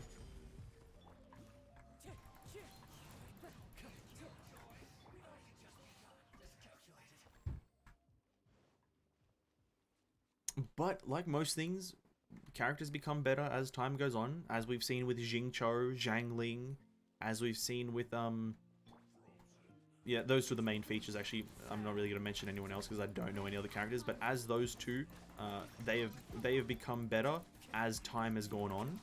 So, you know, you never know when Albedo will become amazing. If anything, whoa, I just had an epiphany. Will this new 4 set, will the Husk of Opulent Dreams actually be really good on him? Because, oh. Wow, oh. Epiphany. Okay. Husk of Opulent Dreams is best in slot for DPS Albedo. Right? Because you need to trigger a Geo reaction, or you need to hit an enemy with Geo to get the buff from the 4 set, and he can constantly be doing Geo damage frequently enough to get the stacks, right? Ah, I see. I see what you've done, Mihoyo. I see. Yeah. It's more, that set is actually more built for Albedo than it is Ito. That's a straight fact. That is a straight fact. It's more built for Albedo than Ito. Because, yeah, okay, that's pretty crazy. I don't know. People have already probably figured that out. Like, but yeah, I just kind of like had that epiphany there. Holy crap. Okay, then, you know, I really actually kind of now do take back what I said about Albedo, because I didn't actually realize that he has now higher DPS potential. So until I see further evidence of him being an amazing character, I definitely won't say anything. I will hold back my insults, if you will. I will hold back.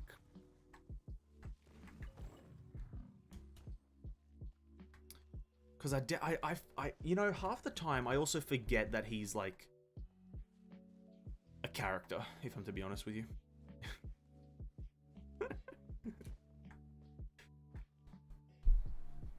One sec. I don't. What does it even do? Let me read it again. I know I did a video on the artifact set, but like, it's these artifacts that have super long descriptions that I always forget. So let's read it. Let's read this carefully. A character equipped with this set will obtain the Curiosity effect in the following conditions. When on field, the character gains 1 stack after hitting an opponent with a Geo attack, triggering a maximum of once every 0.3 seconds. Now, from my understanding, is that Albedo with his elemental skill can do a Geo attack every 1 second. Let me go into the testing grounds really quickly. I am super curious to break this down because I haven't started working on my Albedo guide. I did a Eula one before she actually dropped, and I haven't started working on the Albedo one yet. But this will be good information for like when I suggest artifact sets. This is going to be very good information. So let's go into his talent, E.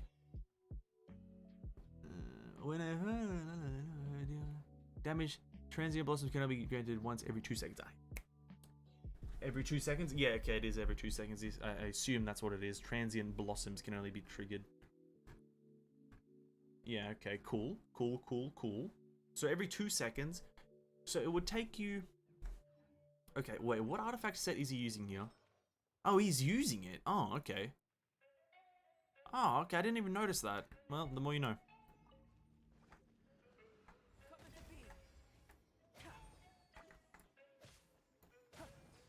You can see the stacks there. I didn't even notice he was using it, I guess. Oh, I didn't even feel that big.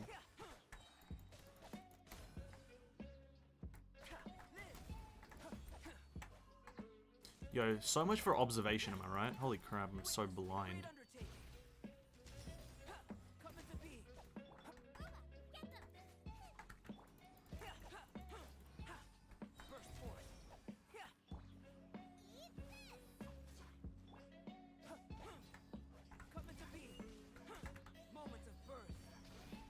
Honestly, he's a really badass character though. His attack pattern is super satisfying.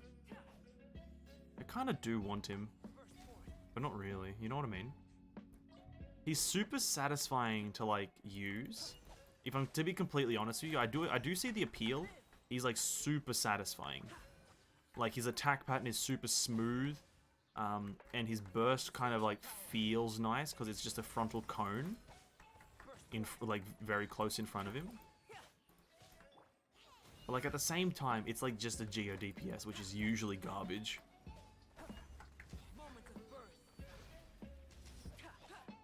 Yeah. In the end, I don't really fucking want him, day. He's fucking trash. Okay. Okay, so... the Husk of Opulent Dreams was actually built for Albedo, I think. And that's gonna be a hot topic. Yeah, that's gonna be a hot topic, but like... essentially, and let's say it wasn't built for him. Actually, let's go on the hypothetical that it wasn't built for him. You would want it on him, regardless of what he is. Like, regardless of if you want him as main DPS, sub DPS, DPS support, whatever you want him for, that's his best artifact for every situation. Because it's a 24% geo damage bonus, 24% defense bonus. It's just an overall better set for him than everything else combined. I think it's better than Nobliss plus Archaic Petra. I think it's better than Archaic Petra plus Gladiators. I think it's better than all that. So, essentially, what the game is currently saying... Oh god. This is gonna hurt to say.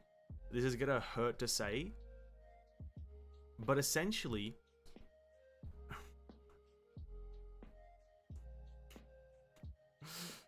if you want to do... to make Arataki Ito the strongest he can be, you need to have Arataki, Albedo. No, I guess it can be Albedo or Zhongli, depending on which one you want. But let's say you need Arataki, Albedo, and Goro. Let's use those three as the example. All three of them need to have 4 set Husk of Opulent Dreams. All three of them need to have Husk of Opulent Dreams, and that will be the Geo Dream Team. Here's why. So, Goro is a defense booster, based on his defense percentage, Husk of Opulent Dreams is the best defense boosting set. Point 1. Albedo as a sub DPS, if you want him just be off-field damage, just come in every so often, use his burst, Husk of Opulent Dreams is still numerically going to be the better option. And for Arataki, during his burst windows, it's going to be the best numerical option, in my honest opinion, for him. So you're going to need to kit out 3 characters under the hypothetical that you're going to use Goro's 3 set bonus or 3 Geo character bonus from his burst, or his skill, sorry, I don't know which one it is. If you're going to use that, you're going to have to kit out 3 different characters with Husk of Opulent Dreams, unless you want to use Zhongli instead of Albedo, which is probably the better route, because Zhongli can provide you a better shield than Albedo can deal damage. So essentially, or rather realistically, you need 2 characters with best in slot Husk of Opulent Dream sets. People who are farming this domain are gonna go ballistically insane, more insane than people who farmed out Crimson Wish for Hu Tao, and that is all I'm gonna say about Goro, Albedo, and Ito. Good riddance. Good riddance, bro. Oh my lord. That's crazy.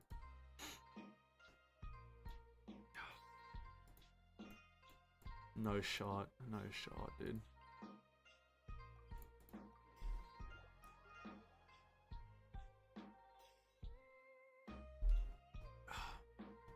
That's tough. That is tough.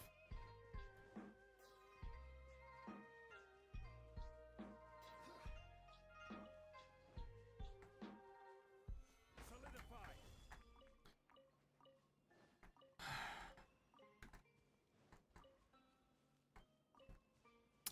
I feel bad. I really do feel bad for them. Like, because here's the thing: the domain is not good, and you have a chance to get the ocean-hued clam. Do you know what the equivalent, the other equivalent of the ocean-hued clam is? The Maiden's Beloved. And guess what? Nobody is using Maiden's Beloved for anything, because you don't need it. You don't need that much healing in this game. So essentially, it's like farming the Viridescent Vanera set. And I don't think anyone has ever been happy to farm the Viridescent Vanera set.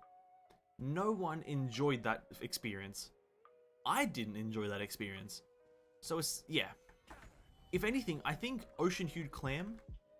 Actually, no, I don't think it's bad, worse than Maiden's Beloved. I think Maiden's Beloved it's the same thing. But like, still, it's gonna be a terrible experience. All I wish is good luck to the players who are trying to farm for Arataki and Goro and Albedo and all that stuff. Good luck. You're literally going to need it. You are just going to need it. That is all I can say, is that you're gonna need the luck.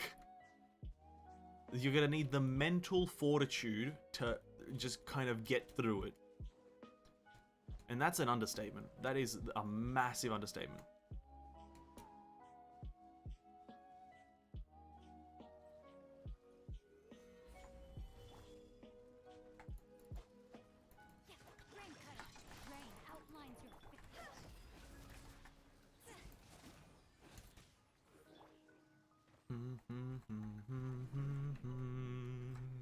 Do we want to jump on our third account and do the event? I think I want to do that, really. I don't want to do it off stream because that's just going to be mind-breakingly bad. I know we were farming some Ruin Guard material, but I think I just want to just blitz it out on stream. I know it's going to be brain-dead boring, but oh god. Oh god. I think we also have some resin that I want to spend on ley lines anyway. And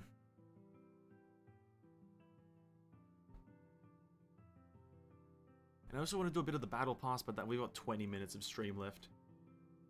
So like, not gonna do that. I got 100 resin.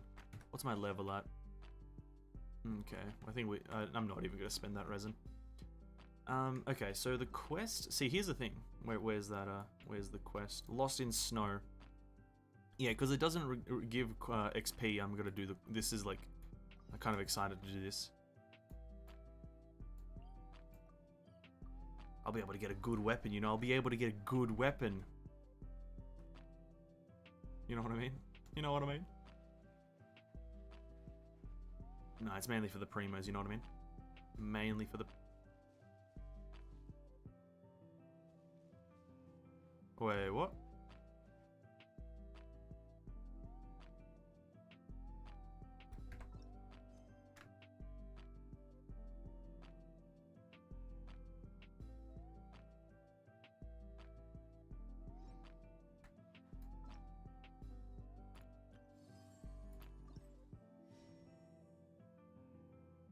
Ah, never mind, I can't do it. No, wait.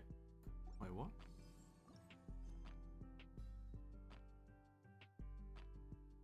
Oh wait, no, I guess you...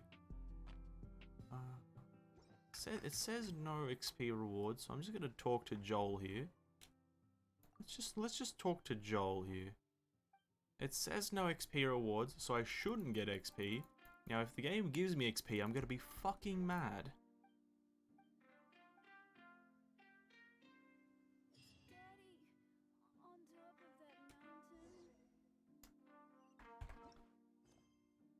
Yo, it gives XP! Bro, I just can't do it now. Never mind, I can't do this fucking dog shit event.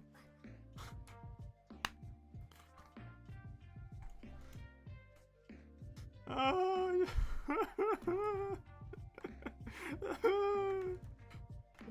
rip. It's fine, I guess. I need to go do some ley lines.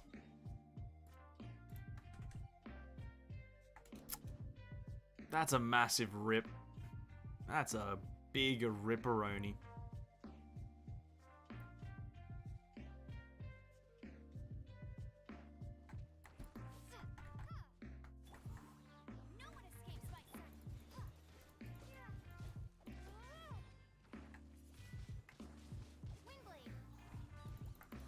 It completely makes sense that I can't do it. I was kind of like... I was also skeptical about the fact that I could do it, but then like... Because like, I was like, oh yeah, I can do the event, but then I also was wondering, wait, but wasn't there an albedo quest? But then I was like, okay, the game isn't telling me to do it, so maybe it just like allows you, but then... Never mind, you have to literally do quests in this game to do events. Ah, oh, God, why is it so painful? Why is it so painful? I wish I could do the events. I wish the events weren't locked behind the quests. This is so infuriating. Try not to enjoy this. Yo, bro, don't hit me like that.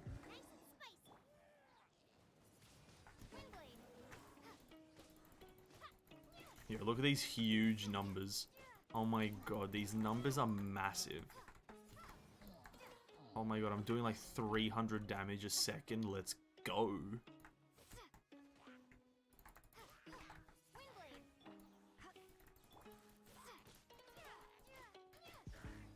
Ah, this is what my life has gotten to. Just fucking playing this game.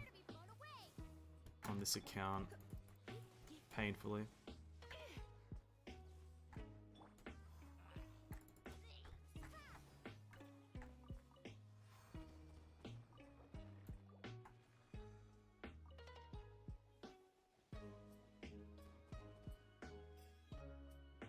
Suddenly change races? Well, you know, it happens from time to time. I do apologize. It just, I can't control it when it happens. It's, sometimes the I think it's Dutch.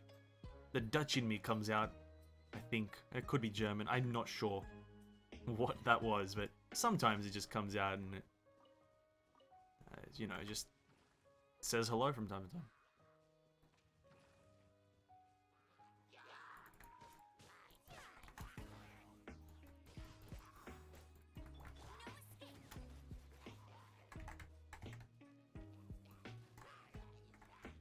Get wrecked.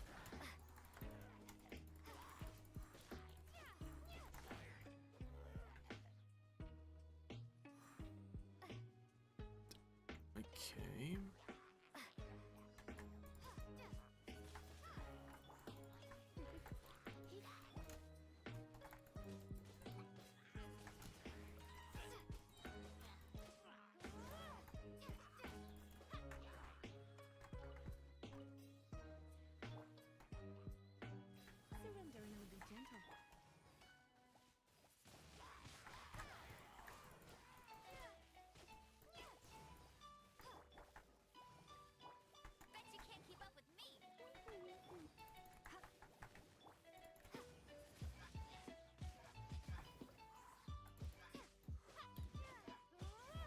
I can't believe that I'm actually still doing this, but it's also moderately interesting.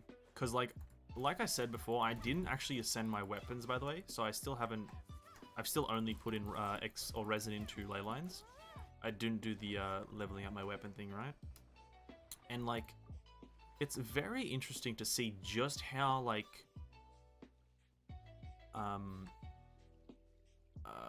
just how much damage you can do and how much the HP scales or goes up per world level. Like, it's pretty insane in my opinion. Like, because it gets to a point where you just... Like, I think if the next time my world level goes up, I literally won't be able to, I won't be able to kill the mobs, because right now, like, I have to, like, attack them for a solid minute? Like, I think that's literally a minute of my life that I have to attack one enemy for them to die. And, yeah. That's why I was hoping to be able to do the event, because in the event you can get weapon ascension materials. So I was hoping to be able to do it without having to get any XP and do any quests. But I guess that was wishful thinking. That really was the epitome of wishful thinking there. Is to be able to do an event without... I feel like that should be the thing, though. Is that selfish of me to say? Is that I feel like you should just be able to do the events without doing the quests, because they're just events. But then I guess the argument against that is that the events are actually tied in with a story, right? You know what I mean? Like, I want to be able to do the events without doing the quest, but the events, because they have a story in them, that's probably why you can't.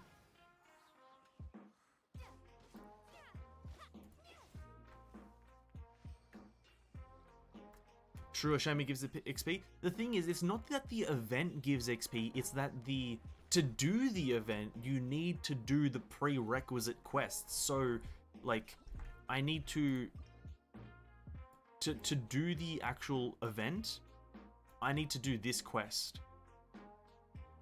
Yeah, I need to do this quest to do the event. And, well, like I said, I don't do quests, so... That's the reason I can't do the event. If the event... Like, if the event doesn't actually give XP, that's fine. It's just, yeah. I wish there wasn't a prerequisite to do the event. I think that would... I don't know. It's so hard. It's so hard. I think I will be selfish enough and say that you shouldn't have to do prerequisite quests to do the event. But, yeah, I don't know. People would probably say, like, oh, but yeah, I put in effort and... I don't know. Such a weird thing. I don't think MiHoYo expects anyone to be doing this weird challenge that, like, I am, so I understand. I don't think MiHoYo ever expected anyone to be doing this weird, only using ley lines to level up challenge. So... completely justified that it's prerequisites, and my complaints are not justified because it's a selfish claim. But still, I'm gonna do it because it's me, and, well, I don't care. End of story.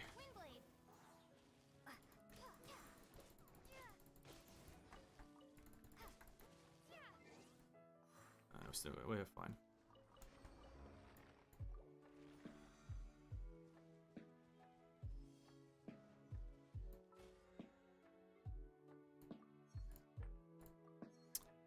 Uh, 15 domains, cook 20 items, and forge 20 items. Okay.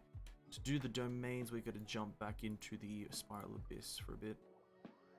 Yeah, no one would have expected that. Well, here's the thing. Always expect the unexpected. Always expect the unexpected. Like, come on, MiHoYo. I thought you were like the prophets or whatever the hell. I don't know. I thought you guys were like future-seeing people. You got a strong will for doing this challenge? It's not that bad. I only play this account for like 30 minutes a day, maybe even less than that. So it's not like I'm doing much. I just like literally spend resin, and the time where like, and anytime I think something interesting will happen, I just record it. So like whenever I'm about to go up a level, I record that. Whenever I do anything like Spiral Abyss or do any new content I got from a level, I just record it. So it's not that mind-breakingly hard or like mind-breakingly boring. I guess it's just tedious. This one. Expect the unexpected. I expect to have a good artifact later. You probably will then get a good artifact. I prophesize it. I prophesize that you will get a good artifact.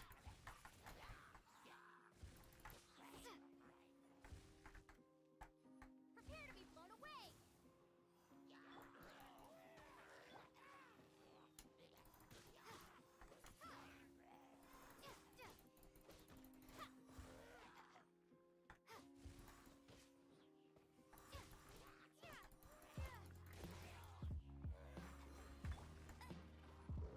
No escape.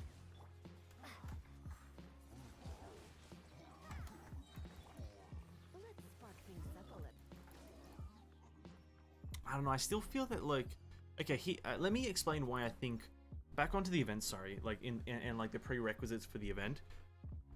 The thing is, the reason why I think you should be able to do the events regardless of like once you unlock the ability to do the events, which is at AR 25, I believe, at AR 25 or AR 30, you unlock the ability to do events.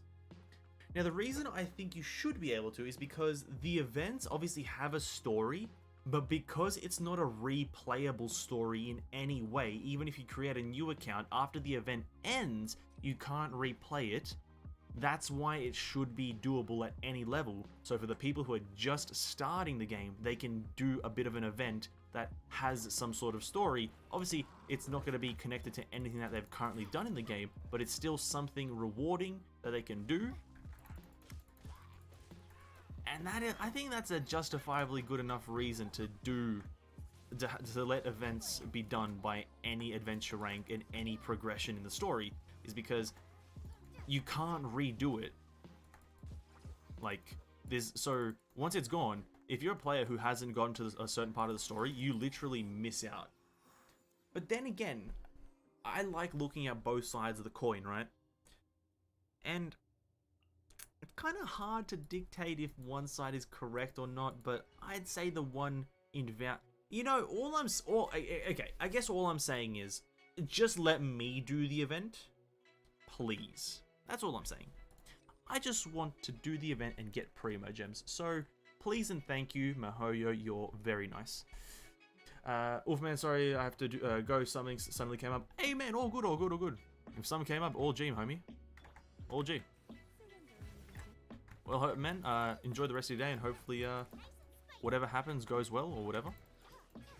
I'll catch you in the next stream.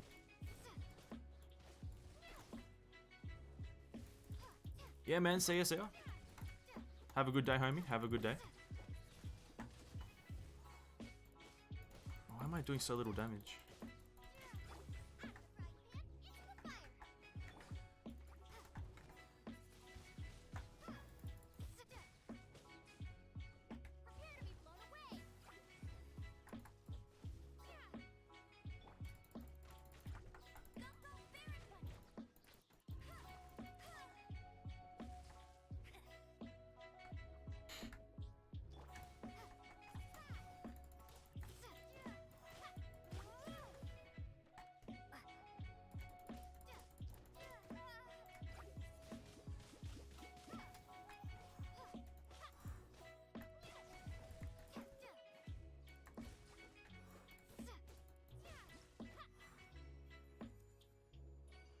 Okay, we'll go to floor 2, chamber 2, and then I'll do like the rest of the floors maybe over the weekend. Dun, dun, dun, dun, dun, dun, dun, dun, dun, dun. Try not to enjoy this too much. Come a little closer. Wait.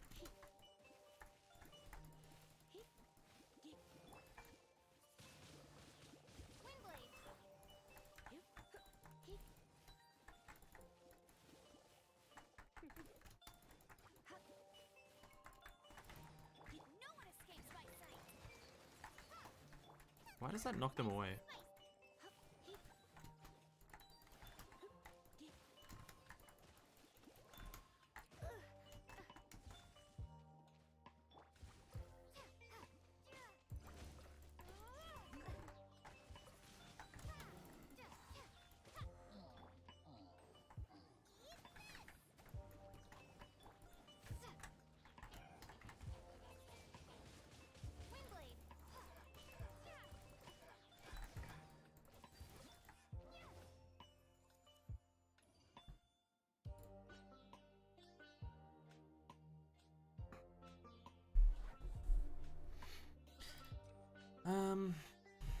I wish I really could do the event though. That's so sad. That is so sad, man. Let's spark things up a little.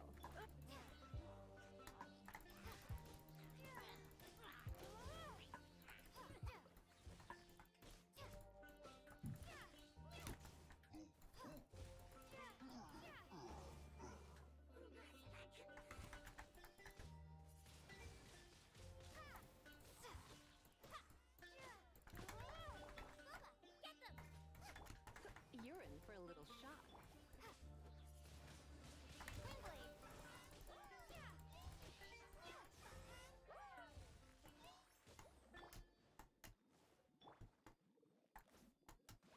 I hate this game. I have a massive hate for this game. An unbearable anger.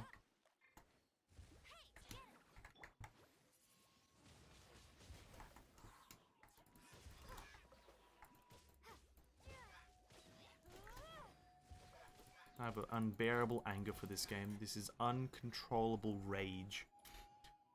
Okay. We might as well wrap up stream, eh? It's almost. Actually, it is 10 o'clock. Oh, damn. Let me have a look at my battle path before we do that. I'm only level 1. So sad. Did all that. That's all good. Sadly, we can't do the event. That actually is pretty sad. Can't do any of this stuff. That's fair enough. Honestly, this is going to be a short-lived series. It's only going to be me farming ley lines. Yikes.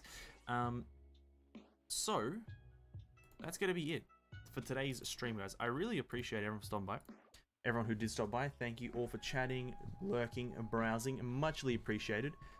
I will be back over the weekend. Now, I might play on Saturday because I'm excited to play Final Fantasy XIV, but I also might not because it's Saturday. I don't usually stream Saturdays anymore.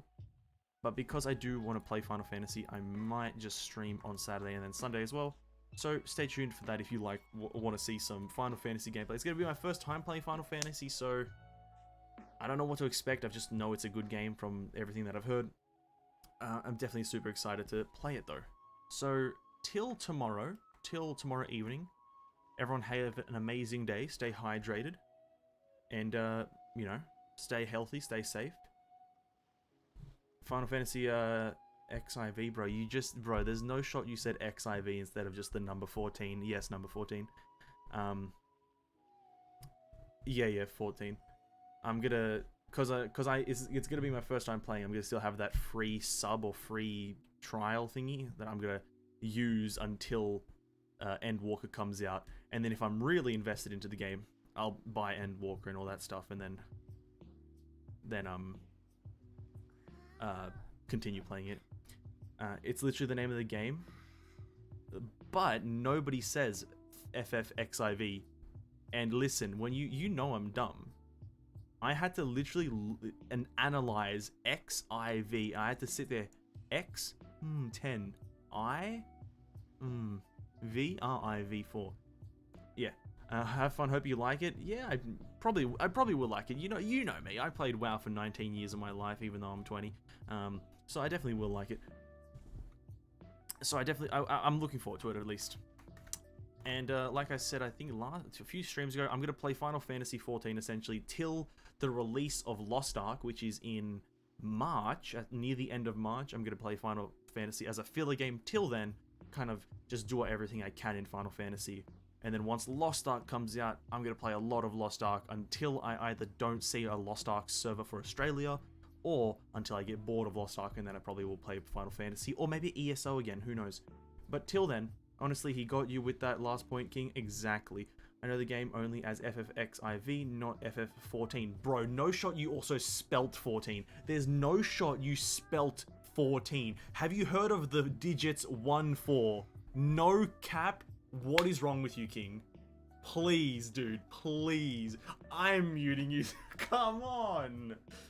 Yo, King.